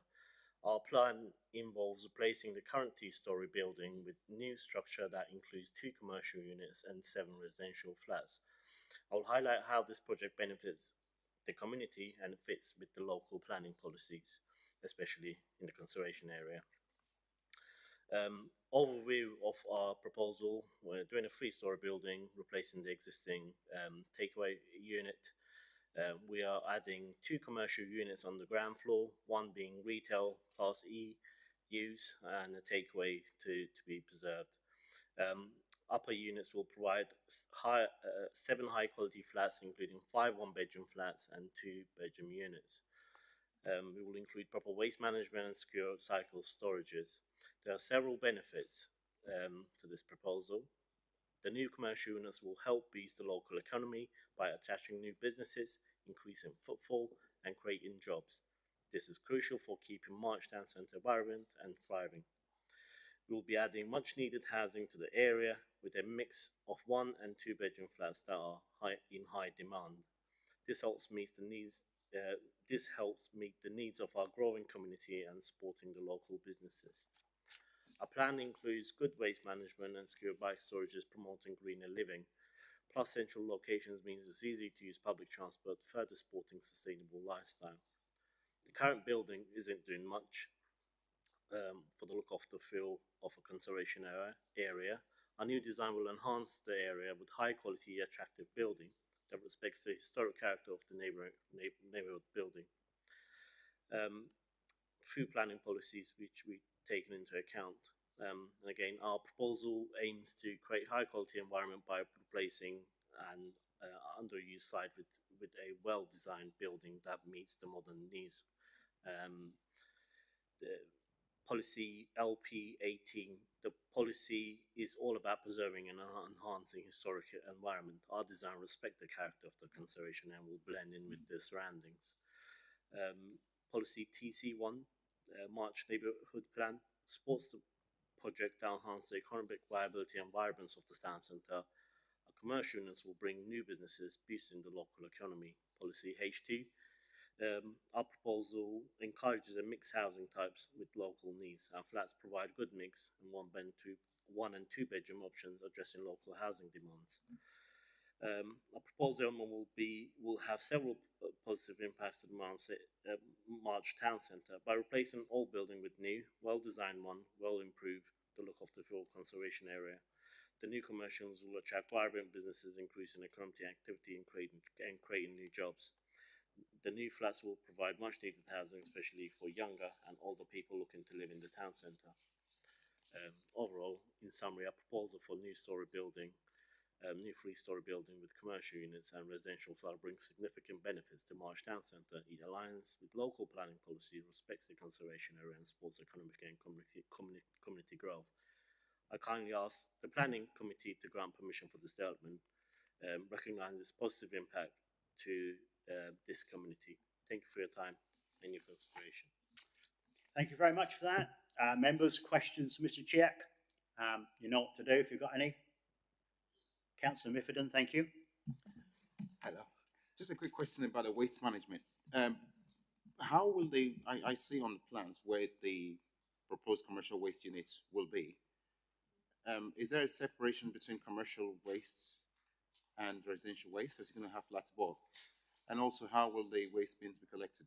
Through which access? Thank you. So both commercial and residential bins have been separated at the back of the property. So the commercial will have its own secure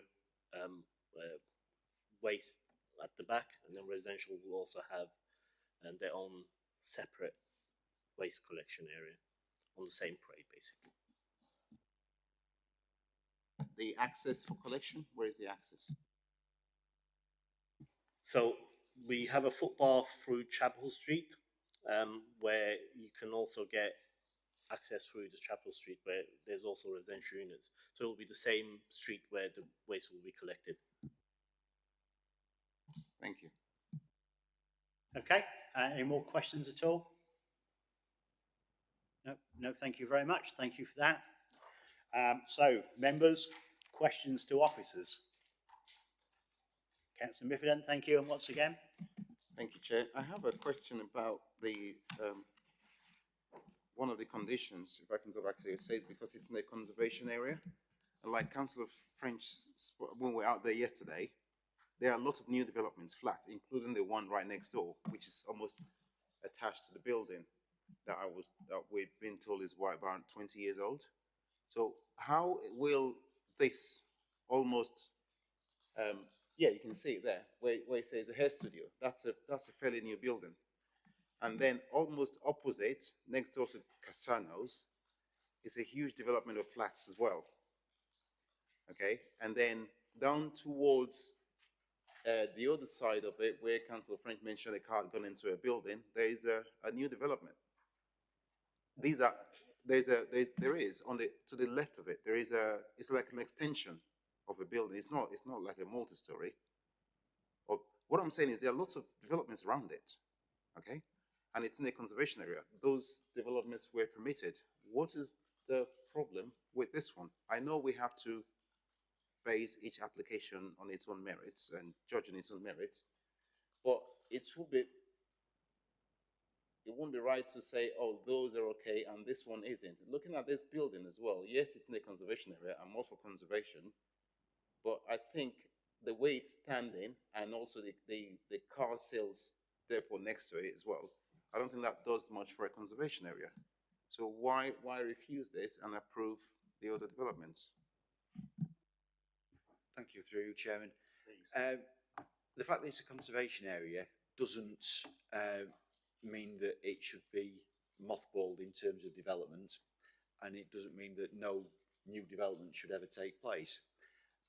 What it does mean is that any development that does take place should be sympathetic to the historic environment, should be appropriately designed, and should basically fit in with its surroundings. Now, the examples that you quote in terms, and I believe Councillor French did as well, so in terms of the development that's taking place just to the south of the veterinary clinic, that was a scheme that a lot of work went into getting an appropriate design, and which is of a scale and a form which was considered to fit in well within that particular location within the street scene.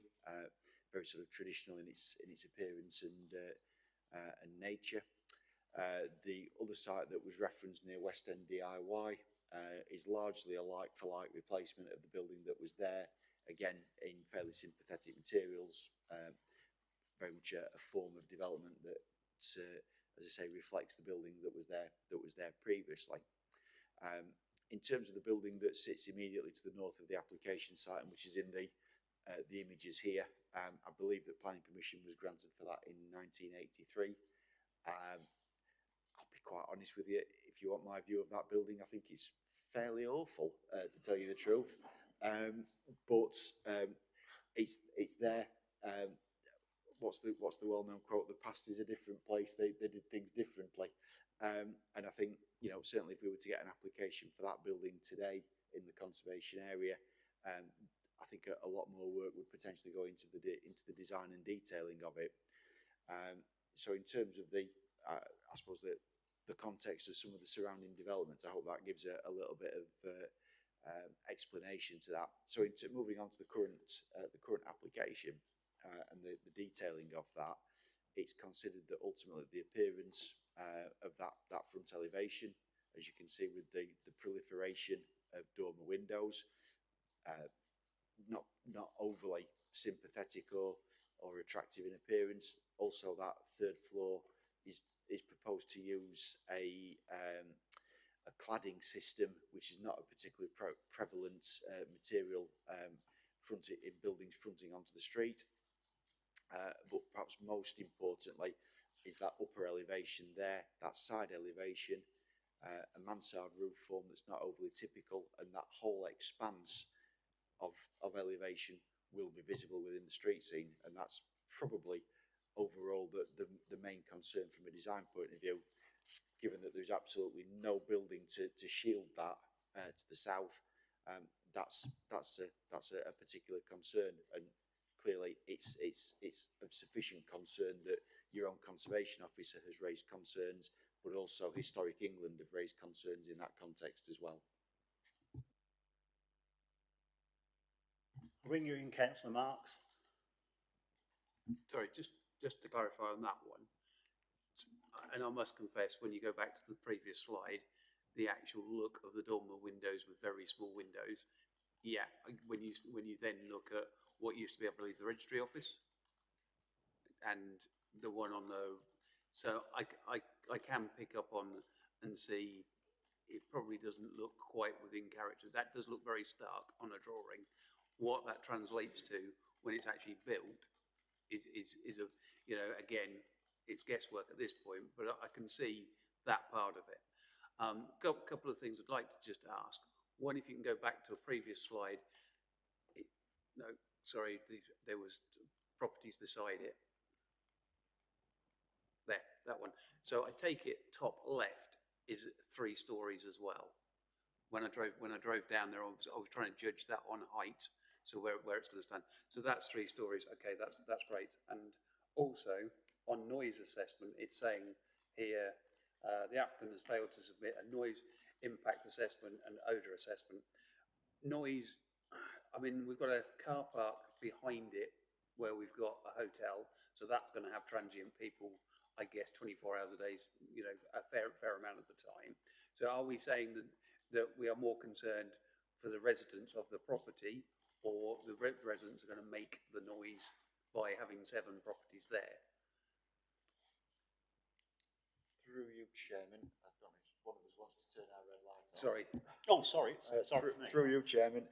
No, the issue of the noise and odour assessment is particularly in relation to the extractor unit that would be installed for the takeaway. So okay, so it's not on people arriving, leaving 7 extra properties or whatever. Okay, and that was the next thing. Is there any way, in this day and age, they can come up with a different plan? I must confess, when you see that pipe out the side of a building, is there any different method they can do by extraction? Because it does look wrong coming out the side of the building. Can that not be incorporated within the building? And if, I think it's number 2, isn't it? Yeah, number 2. Through you, Chairman. So obviously this is what's proposed in terms of the chimney to house the extractor unit to serve the takeaway. So the issue that we've got is that we haven't got any information to indicate what equipment is needed to actually, I suppose, work a chimney of that size.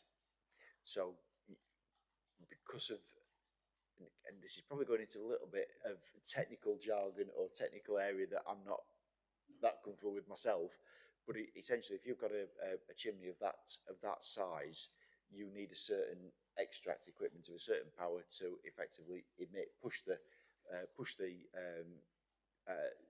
air up the chimney and then disperse it when it comes out of the top. So the issue is that we haven't got the necessary information to be able to assess the kind of equipment that would be needed to basically make that chimney work efficiently from an odour disposal point of view.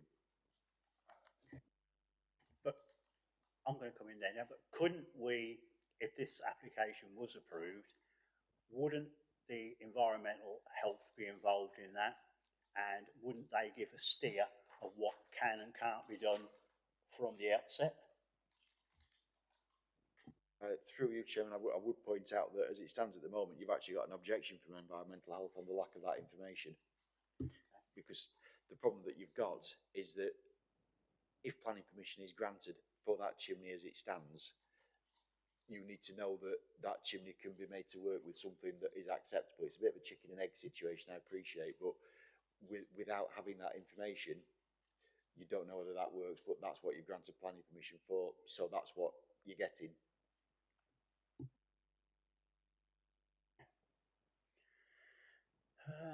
Yeah, difficult. Anybody else want this? Obviously, we're still in questions for officers. Anybody else want to answer anything? Okay. Just about the extractor fan, can we not make it a condition? Say if we do this, if we do grant the permission, can we not make it a condition that the extractor fan, the details of it, the capacity of it is made available to us? David, I think you've probably answered that one before. Thank you, through Chairman. I don't think I can really add a great deal to what I said earlier, which is that effectively, if planning permission is granted for that chimney, you then inherently need some equipment that can make that chimney work, but you don't know what that equipment is and what its impacts are. So you're kind of granted planning permission for something that you're then trying to make work retrospectively, which perhaps doesn't. Yeah, well, I'm going to come in here. I'm just going to digress a bit because it's more of a comment really than this, but I'm going to say it anyway. I know, David, that you said the old um, police station courthouse is a listed building. Yesterday, I went and had a look at the application site and noticed the poor condition the building is. Trees were coming out the side elevation of it, the gable end of it. Vegetation coming out the guttering, as I said, the small tree appearing at the gable end. Pigeons are resting on the windowsills. Obviously, the windows are not in the best state, and they're making an absolute mess. So, that being in a conservation area, I think the officers should get involved in that building to stop it fall into further disrepair, and then we will get another disused building. So, Historic England, you did mention them putting an objection in against this application. I've got reservations, so maybe that could be looked at just as the conservation area, a lady having a look at the condition of the old police house station. But after that, but can you just comment on that? If finish it off. If as a local councillor, Councillor Connie, you wish for us to look at a building, drop me an email and I will make sure it's passed on to the the conservation officer to look into that matter and see what we can do. Super. Thank you very much for that. Any more questions for officers? No. Thank you very much. Now I'd like to invite members to debate the item in respect to the material planning considerations. Who wants to kick it off? Councillor Marks? I think, as my colleague over there would say, everything's subjective, if I can say it. I drove in this morning, was lunchtime. I had a good look at the site again. It's a site I've often thought, and to be fair, that area is quite scruffy, run down. It's not the nicest of areas. I certainly didn't want to get married there because when you came out the registry office, it looked pretty run down. And you've got a hotel behind it, so you've already got 1-bedroom rooms. So what's the difference between that and some flats? Okay, they're going to be lived in. There isn't off-street parking for this, but then they can park on roadside. So I don't believe that's going to be an issue. We've got the freezer centre, which is having flats again, much the same further down. I understand what we're saying about the roof, but then is it better to have something that's slightly odd than having something that is run-of-the-mill, just a square box like we've got next door and we've already said looks awful? This brings 2 shops, so takeaway. We don't seem to have had any complaints regarding, antisocial behaviour or anything like that coming to us. So, and this is somebody who wants to expand his business. And regarding the rear of it with the 2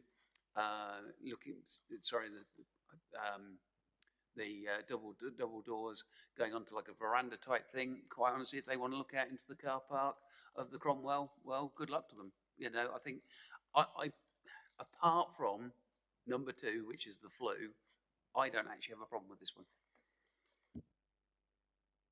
Very pertinent points, Councillor Marks. Anybody want to add to this? We're still in debate. Councillor Benny, thank you. Thank you, Chairman. I look at this, much needed flats, as has been said. In fact, it's 3 stories and it doesn't fit in. Well, neither did the Bexwell site tractors that was passed with officer recommendation, or it was a delegated decision in Chatteris.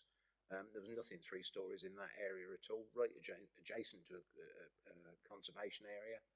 And when it went up, I thought, it's a bit overpowering, but now you drive past it and you don't take any notice of it. And the pizza place, when I looked at the brickwork, there's windows that have been bricked up. It's not an attractive building as it is. Having a car sales site next door to a pizza place, again, this one, really, I understand where the officers are with this, but in terms of the development proposal has a high levels of residential amenity. but we passed 3 flats in the back of a car park in Orange Grove in Wisbech with an officer's recommendation approved a few years ago. And I don't think that's any more cramped than this is. This is probably less so. I will be supporting this application this afternoon. The only thing I would say is that if we can, I'd like to condition the chimney. I think that does need resolving, which I'm sure officers can. I do understand about the size of the flue to the size of air extraction. There is a technical thing, but it's come to us, if anything, incomplete, because that report should be there, but we have got this in front of us, and if that is the only stumbling block, I'm fairly certain that that can be worked around, and I certainly wouldn't want to be refusing it on that reason today. No, thank you, Councillor Benny. I think I won't go into it, but I think Councillor Marks and Councillor Benny summed up my feelings, and I shall be supporting this application this afternoon because, as Councillor French says, anybody who's going to put a lot of money in this day and age and try to build up the business, I think needs to be applauded. For that reason, again, I said to reiterate, I should be supporting this, but we're still in debate. If anybody wants to continue with that, Councillor Marks. Oh, Councillor Mifford, and then we'll go Councillor Marks. Thank you. Thank you, Chair. I just want to say the same thing you said. I will be supporting it because I think the development will actually enhance the street scene rather than the contrary. Because the building right next door to it, when viewed the side, you could see the growth, even though it's a more modern building than this one. Looking at the footprint of the new layout of the new development, I think it actually enhances it because it creates more of a gap as well between this Leonardo's Pizza and the building next door, and also the car sales place there. It looks terrible on the high street. It does. I don't think there's room for that in today's age. And like you mentioned, the bowling centre opposite. The top floor of it doesn't look like it's being used at all. The windows are broken, there's vegetation growing all around it. And having something like this, I think will make the street scene look better. So I will be inclined to support this. Thank you. Thank you. Bringing Councillor Marks now. Thank you. I think I'd just go back to the chimney. Is there any way we can condition this, that somehow we revisit the chimney, or is that not possible? I think the only, as I say, the rest of it I don't really have an issue with, but it is my concern is just what looks to be a block stuck on the side of a building. I know we're saying there's got to be technicalities and stuff, but again, we're trying to enhance the street scene. I believe it will do. But number two, probably just lets it down that bit. So I'm just wondering if there's anything we can work with officers, architects, whatever, whether there's something we can put in regarding that.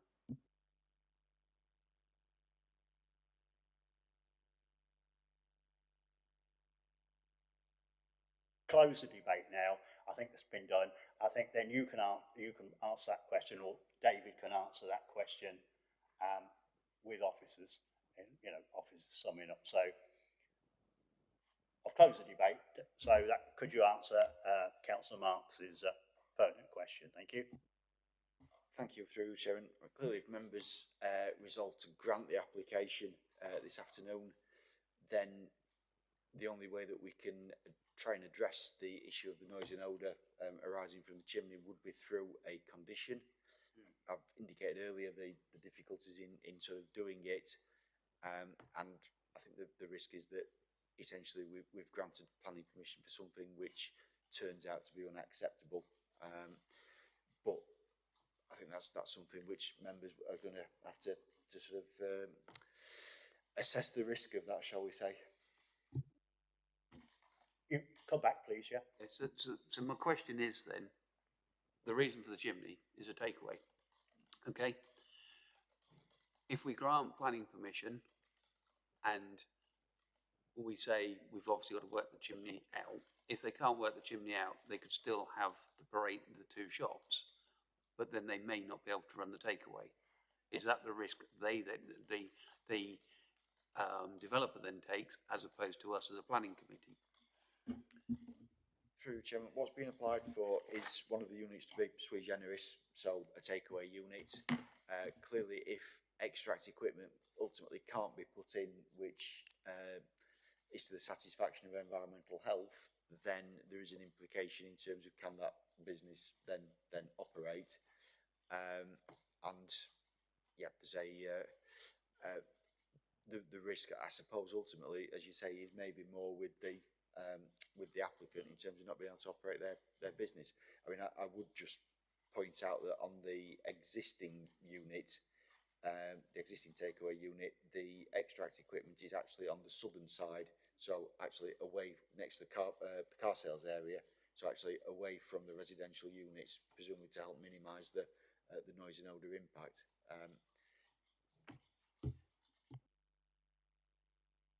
Councillor Benny.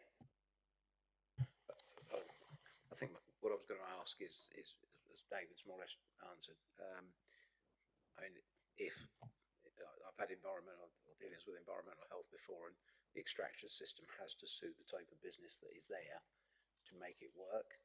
And if we approve it today and the extraction system doesn't live up to the standards required to run a pizza place, then that's down to the applicant. We've granted what he wants, and if he finds that's insufficient, then he'd have to put another planning application in for a variation or a new application to revisit that to be what he wants. So what he's want we can grant today, and if that isn't suitable and that can't be agreed with environmental health, then that's his problem for not putting it in correctly in the first place, and that'll have to come back. Because he won't work as a takeaway if he can't get the environmental health certificate to make it work. I think that's fair enough. Don't forget questions to officers again, of course. Sorry, so just to clarify on having had that point, David, we could pass this, but with a condition that we don't believe there should be an outer chimney. Because what we're saying is basically the look of that is what lets it down. It's the look as well as where it's rooted. So are we actually saying that we don't believe number 2 should be there? So if they ran it internally, wouldn't be an issue. Because to me, it's the look of where it is as much as what it's actually doing. Through you, Chairman, no part of the officer recommendation to refuse the application is based on the appearance of that chimney. It's the lack of technical information regarding its performance and the potential implications for the amenity of neighbouring residents. As indicated in my presentation, it's largely going to sit behind the building to the north, so it's going to be largely obscured from what sort of wider public view, and that certainly doesn't form any part of the visual or character reasons for refusal. I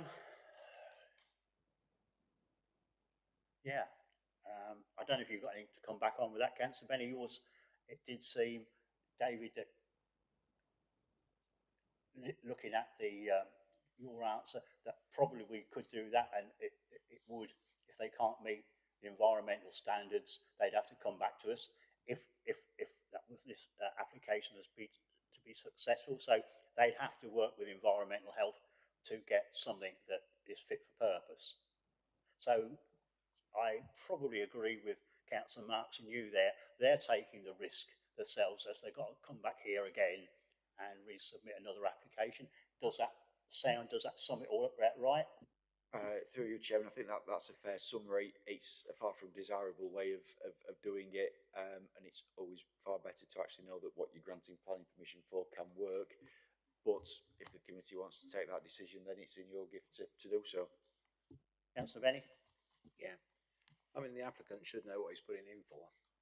If we grant him what he's got, if it means inside he has to have smaller burners to meet the standards of the flue because he's got to downsize it, that's down to him, or he can come back and change it. But if we refuse this today, the whole application is going to have to come back, and I see no purpose for that. So I think we would be causing more work for ourselves, and the applicant has put in what he wants, and it's providing this can be agreed with environmental health, which it will have to be to get his certificate to be able to trade. I think that's really down to him. I think we all know where we are now. I think we can. So I'm going to go to a proposer now. Do I have a proposer to go with officers recommended to refuse this application? Don't see it. So that's obviously failed. So have I got a proposal to go against officers' recommendation to approve it? Councillor Marks, with conditions, please, if you've got any, or whatever you want to do. Yeah, reasons and conditions.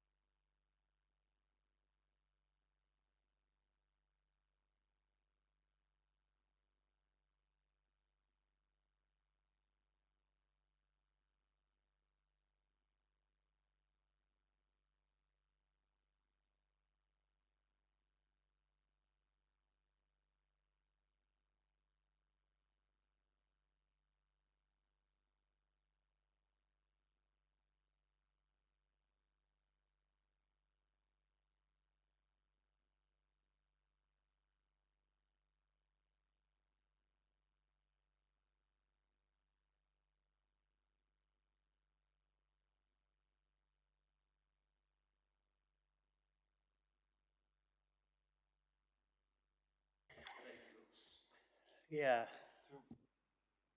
Absolutely. Through you, Chairman, I think for the purposes of clarity for the committee, it's probably worth explaining what sort of reasons refusal 2 and 3 are referencing, which is the actual relationship between the proposed development and the properties to the north.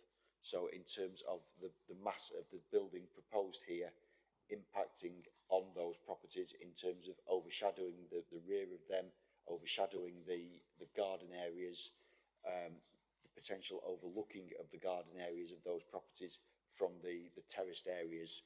So it's the impact on the amenity and the enjoyment of those properties to the north by the physical form of the development. To be fair, David, if you stood in the Cromwell and looked across, you are looking straight into their gardens anyway, to the north. So you are already raised up on a second level there as you walk along to the rooms in the Cromwell Hotel. So I don't see it's going to make any more or any less difference. It's subjective, I know, but you know when you look at this development, there is, and you look at the rest of it, I don't see it's going to make any difference personally. Well, like you say, it's subjective, and in my view, it'll only enhance the street scene, because what we've got now is pretty awful. But anyway, so I'm happy with that. Have I got a seconder? Councillor Benny? So we've got a proposal a couple of minutes ago to go against officer recommendation to... Sorry? Confirm, is that with, through the Chairman, is that with delegation to officers with regards to conditions? Yes, it is. Absolutely it is.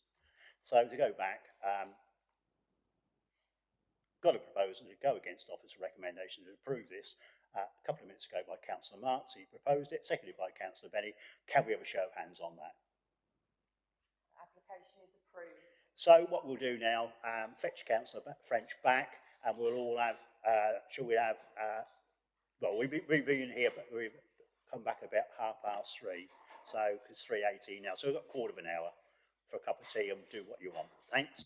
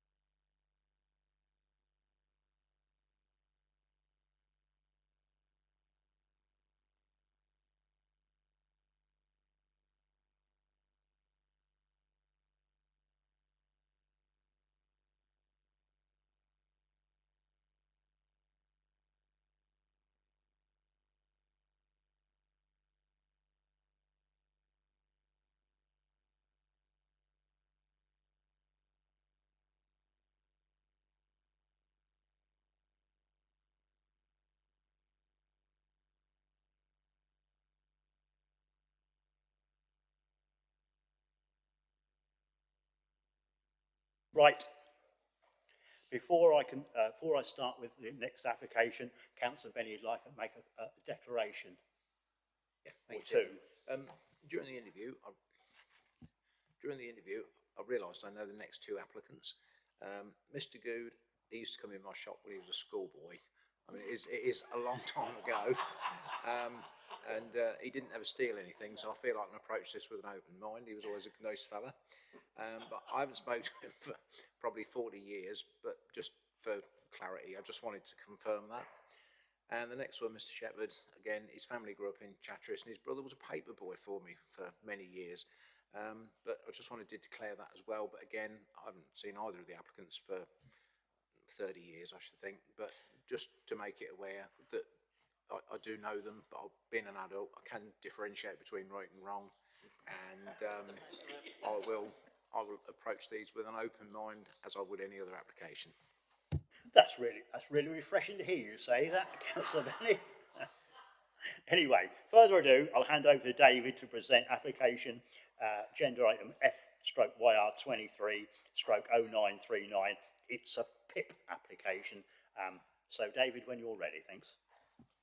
Thank you, Chairman. So yes, this is an application for permission in principle to erect up to 5 dwellings, land north of Cherry Tree House, Fallow Corner Drove in Mearney.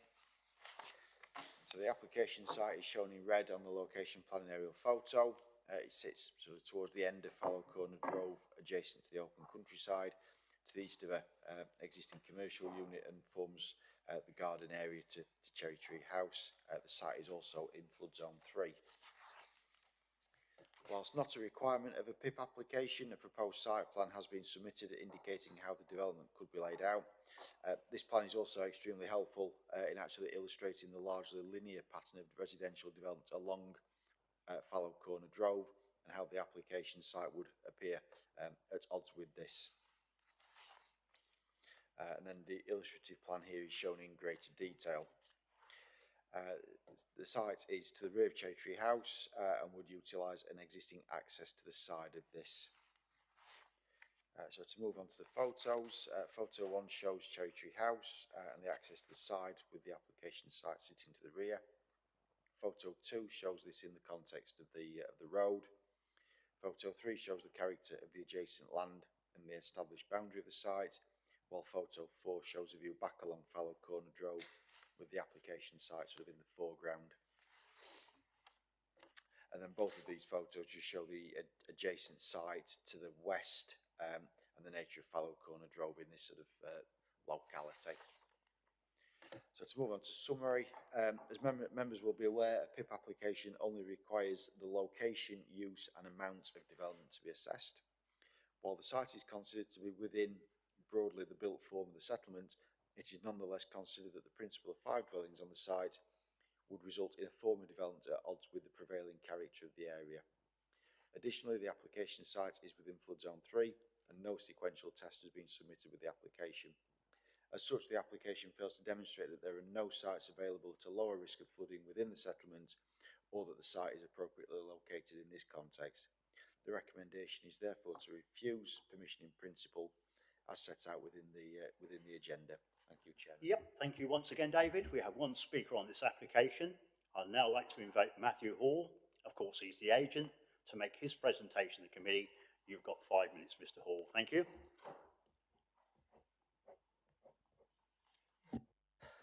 Thank you, Mr. Chairman, members. At first sight, when reading the officer's summary, it states the site is relatively open in nature to the east, which we would disagree with. Could we have the Google map up that we had on the screen earlier, please, David? Thank you. So you can obviously see our site there, bounded, obviously the red line. Directly to the north of this site, I completely agree, it is open fenland. And to the east of this site, again, I agree, totally open fenland.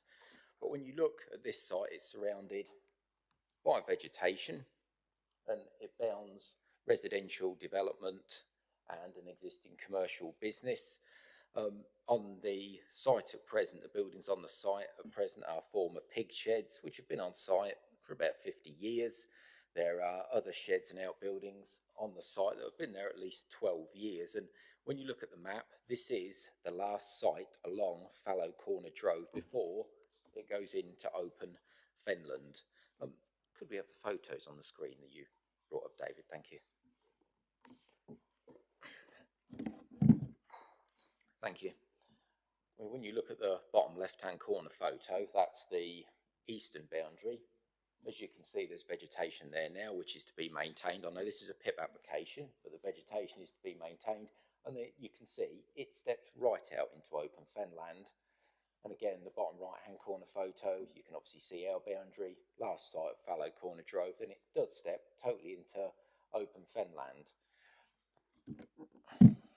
Down Fallow Corner Drove, there's been numerous applications passed under this plan in the last 10 years.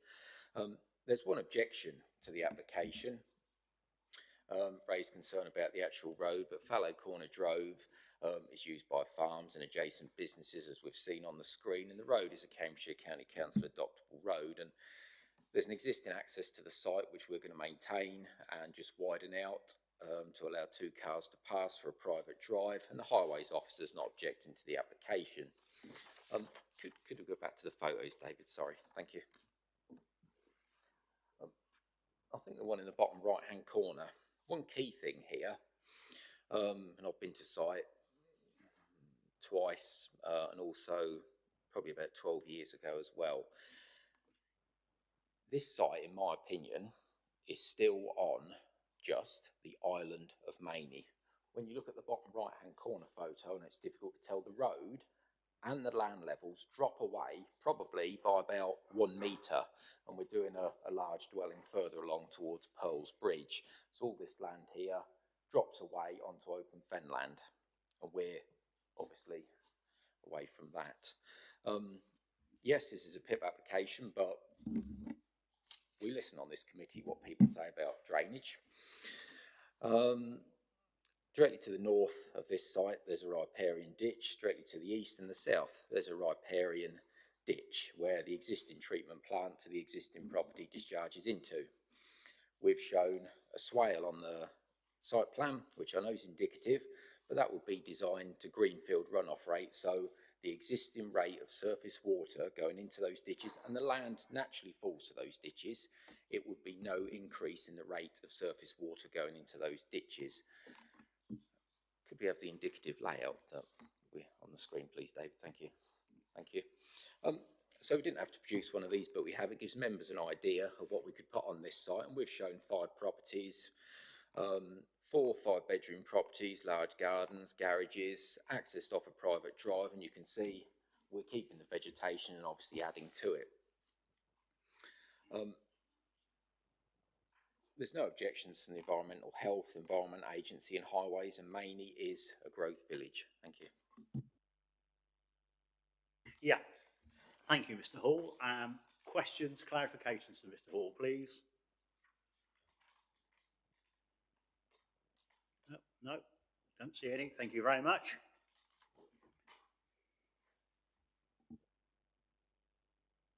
Right, members, questions to officers?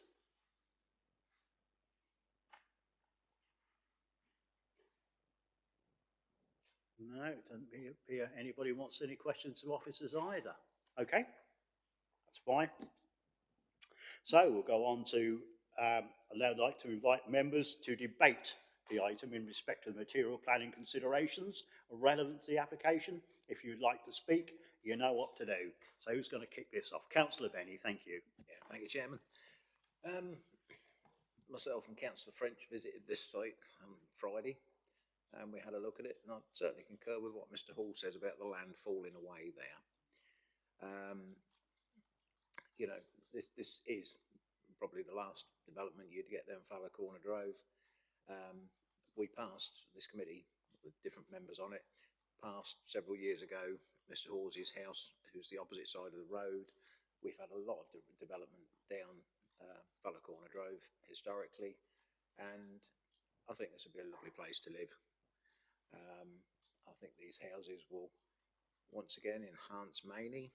Not that it's a bad place at all, Councillor Marks, it's a lovely place, but I think it will enhance Maney, and it makes good use of the land.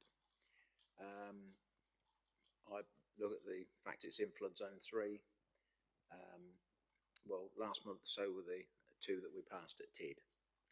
And yeah, there isn't a sequential test here, but this is a PIP application. And we can mitigate the flooding. And if you look at the land, that land falls away as you go, as you look from the site. We know the flood maps are out. We know they're not right. And part of the being planning committee is we look at things when we go and do site visits, and you can see clearly that this land is well away from flooding, and mitigation measures will be included in that. I look at this and I think this is a good application, and also we need homes in the area, and I think that you know, the lack of sequential tests could be balanced out quite nicely with the need for local homes and local housing. As Mr. Hall said, Mainey is a growth village, and that's where we should be concentrating this growth. And being consistent, last month we passed in TID in flood zone 3, and I feel that we could do so today, and I will be supporting this application. Thank you, Councillor Benny. We're in debate. Councillor Marks. Thank you, Chair. As my colleague over there says, yeah, I am obviously the councillor for Mainey. That proposed site map alone, if you were to make that come out another, I don't know, 40, 50 metres, you can actually see on the corner, the bottom right-hand corner, the road, which is straight road. Just before that, there is actually a property. So I don't think that is the end of the extent of Mainey. Where that comes to, I believe the boundary is on the left-hand side. There is a property there. So I think, you know, we're trying to say this is the edge of Mainey. I think there's one more property before you actually get to the edge of Mainey. Regarding flooding, David very kindly came out when Mainey flooded 3 years ago. He was the responding officer due to flooding. The flooding actually happened from there at least, I would say, half to 3/4 of a mile away at the other end of the village.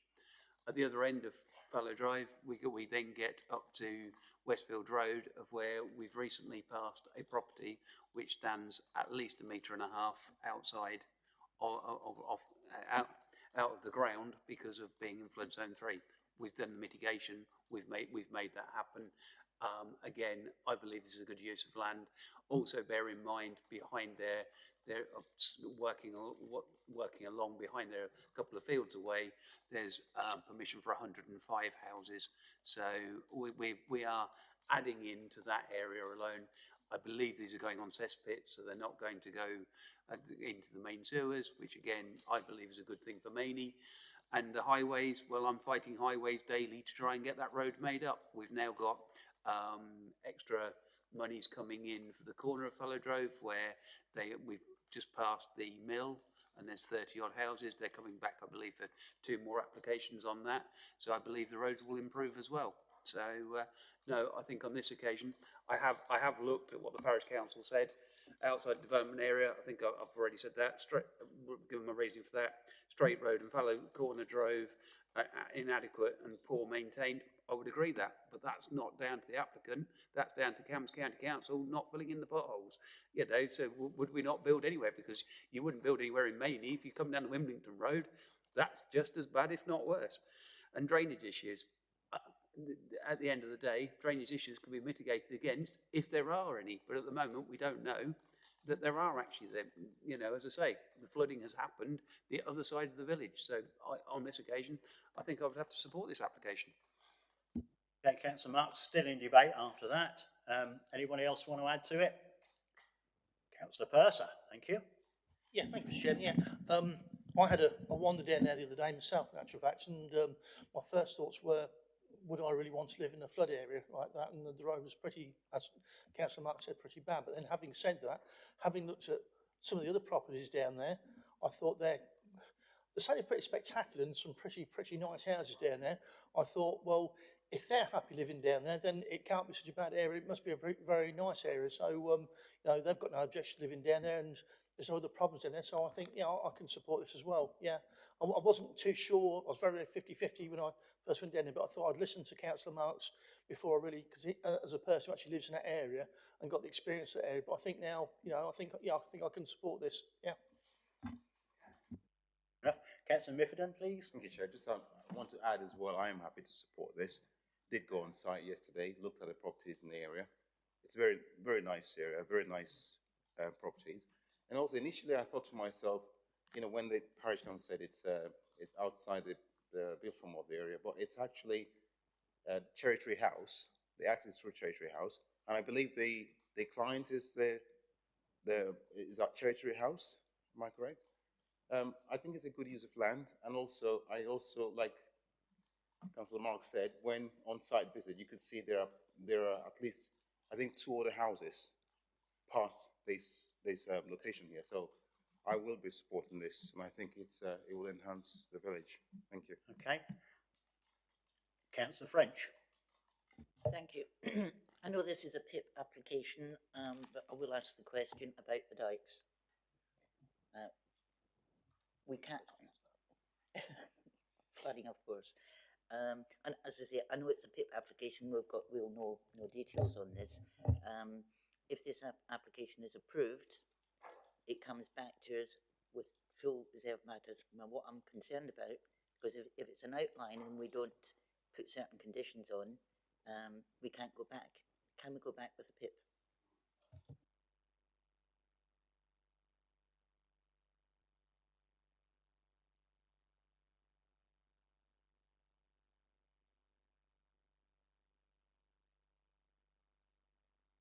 As far as I am aware, and I will stand corrected, I'm on the Mainey and Welney board.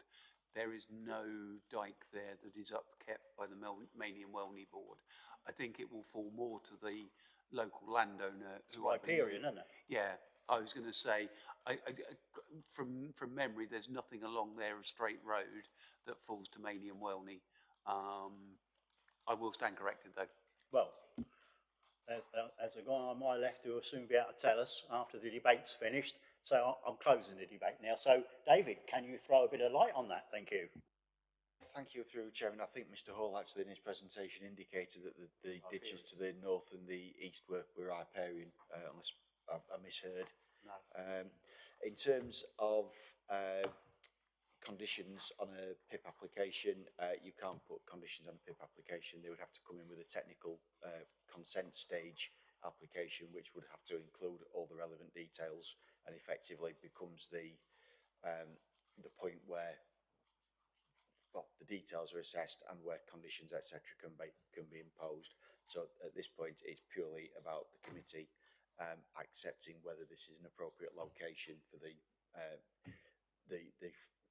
nature of the development, the form of the development, and the amount of development as well. So if this application, which I think is getting a steer where it may well go, there'll be a little bit of comfort for you on that. It will come back. Thank you. French. Right. So we'll move on. Do I have a proposer to go with the officer's recommendation to refuse planning permission? So anybody want to propose that we refuse it? There is no rush to do that. So I'm looking for another proposer or Al. Councillor Benny, yeah. What are you proposing with reasons, please? Well, I've always got a good reason for most things here. Right, I'd like to go against officer's recommendation here. I don't consider this is LP3. I think this is part of Mainey, and truthfully, you know, this is good use of land. I don't consider this is building in the open countryside. It's part of the built form of Mainey. When it comes to flood zone 3 and the sequential test, I think that we are in need of housing. And at the previous meeting, we passed 2 in TID, giving more emphasis to the fact of a need for housing, and the fact the sequential test hadn't been done there. And I think that could equally apply to this site here. So they would be my reasons for going against the officer's recommendation on this application. Okay, that's fine. Have we got a seconder? Councillor Mifferton? Okay. So we've got a proposal to go against officer's recommendation to approve this application. It's proposed by Councillor Benny, seconded by Councillor Mifferton. Can I have a show of hands with that? That's a unanimous decision, Chair. With conditions. Well, I know, but they'll have to come back to you with everything else associated with it, won't they? Yeah? We've got this application. That's it. So come back when it.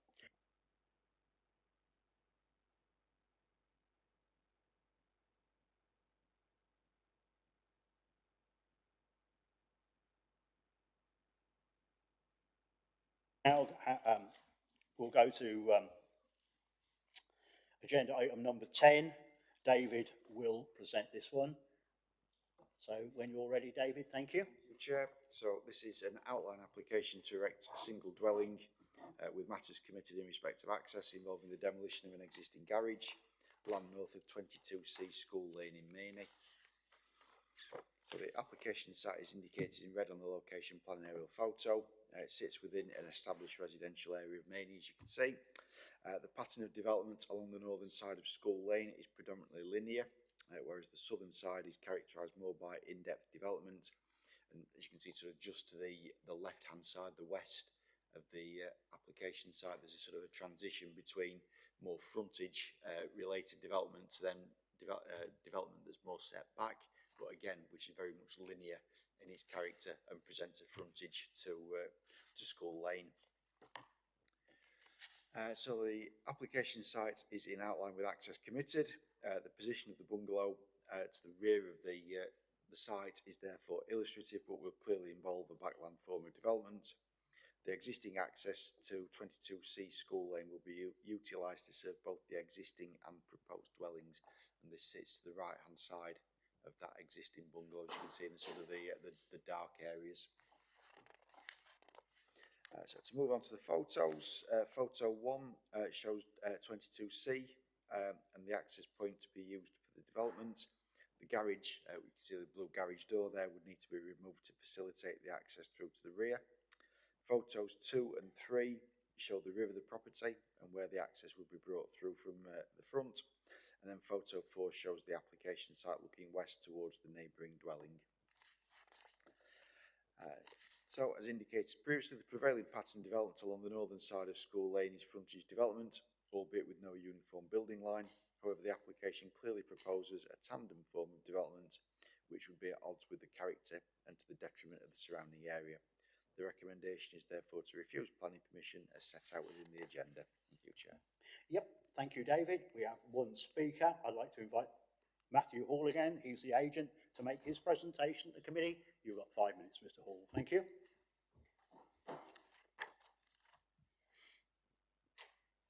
Thank you, Mr. Chairman, members. This proposal, as David has outlined, is for a detached bungalow clearly within the built-up form of Maney, and I think one of the key points here with this application is the officer's report, and David has referred to it as about tandem development.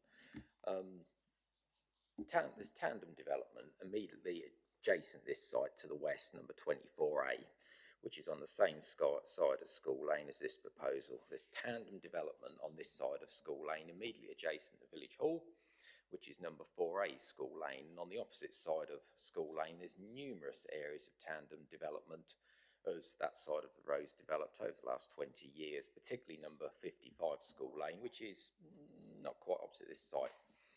And as David has highlighted, within the executive summary it states there is not a strong building line along School Lane. Could we have the Google map on the screen again, please? Thank you. Thank you.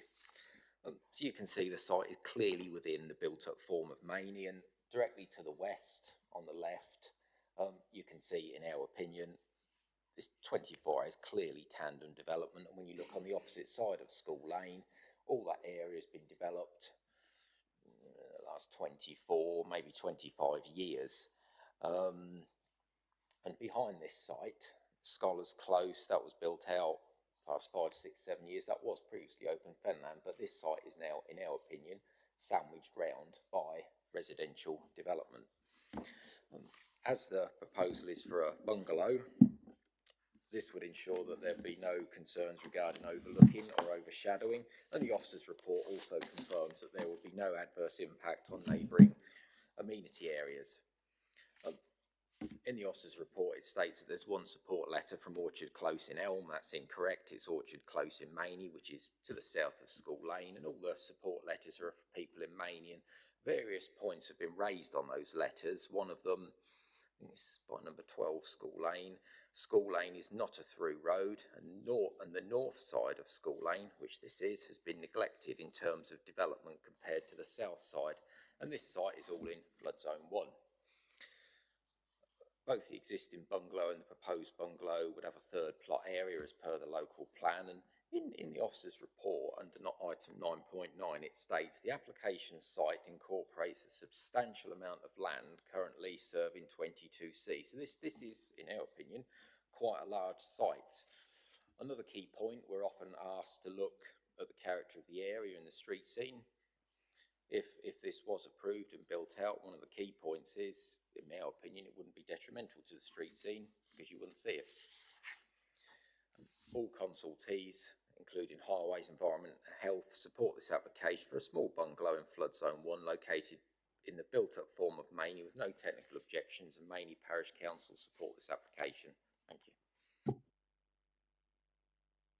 Members, questions, clarifications to Mr Hall, please. No, I can't see anything.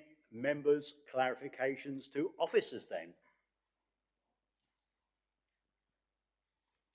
Goodness. Okay, that's fine then. So, I'd now like to invite members to debate the item in respect to the material planning considerations relevant to the application. If you'd like to speak, please raise your hand. Councillor Benny, thanks. Thank you, Chairman. Again, I'd look at this, another solid application in front of us. It was only 2 planning meetings ago that we approved a dwelling in what was considered a barn, although I thought it was probably more a shed, at 22. I think the access to this is better than the access to 22. The driveway at 22 had patio doors that opened out on it, that had a recommendation to approval from the officers. And to me, that's established the use of backland or tandem development. We can see that 24 and 24A has got tandem development. That's right next door to this one. As that's the only reason for recommendation for refusal. I do not agree with that, in my opinion. Always subjective, as always.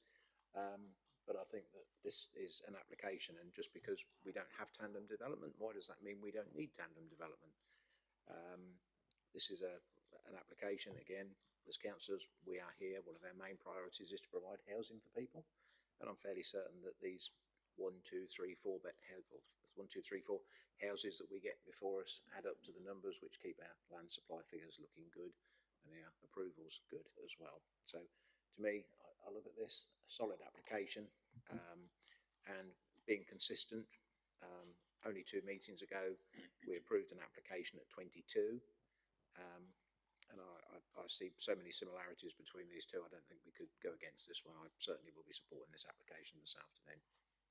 Okay, Councillor Benny. Councillor Marks, thank you. Thank you. Fully agree with what Councillor Benny has already said. I have to say, on site meeting or site visit yesterday, I stood in the garden, had a look next door, which I think is 24. 24 stands forward, and then 26 or 24A. There is no direct line along that whole back boundary. There are a number of properties that have been built. It's in tandem along there, and again, like with the village hall, next door to the village hall as well. Yeah, I mean, personally, I think it will make good use.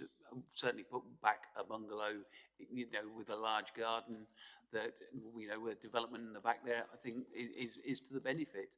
I'd also like to say that there has been in Maney as well, just on Westfield, end of Westfield Road to High Street on the S Bend.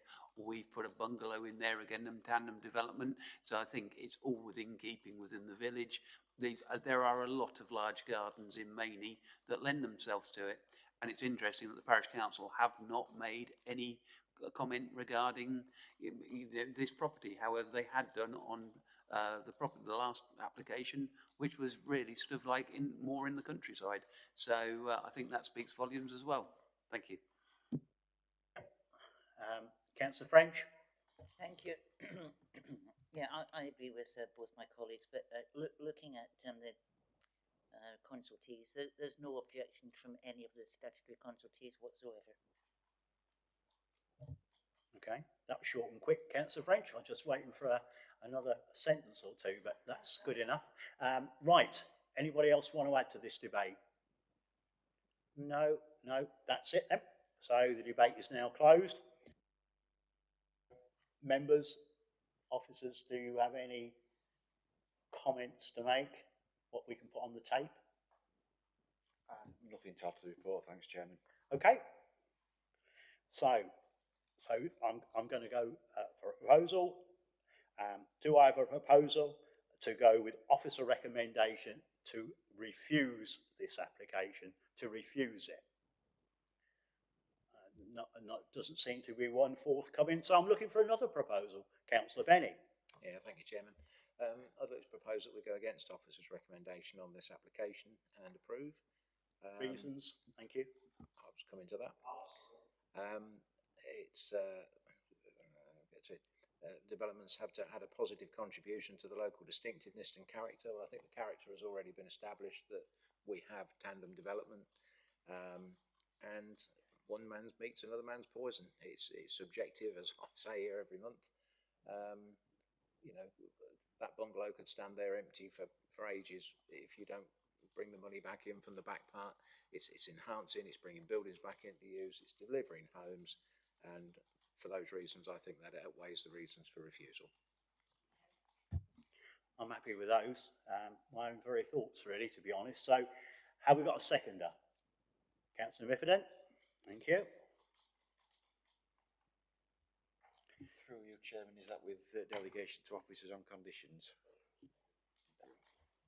Okay, so we've got a proposal on the table to go against officer recommendation to approve this application. Councillor Benny's proposed it. It's seconded by Councillor Miffordin.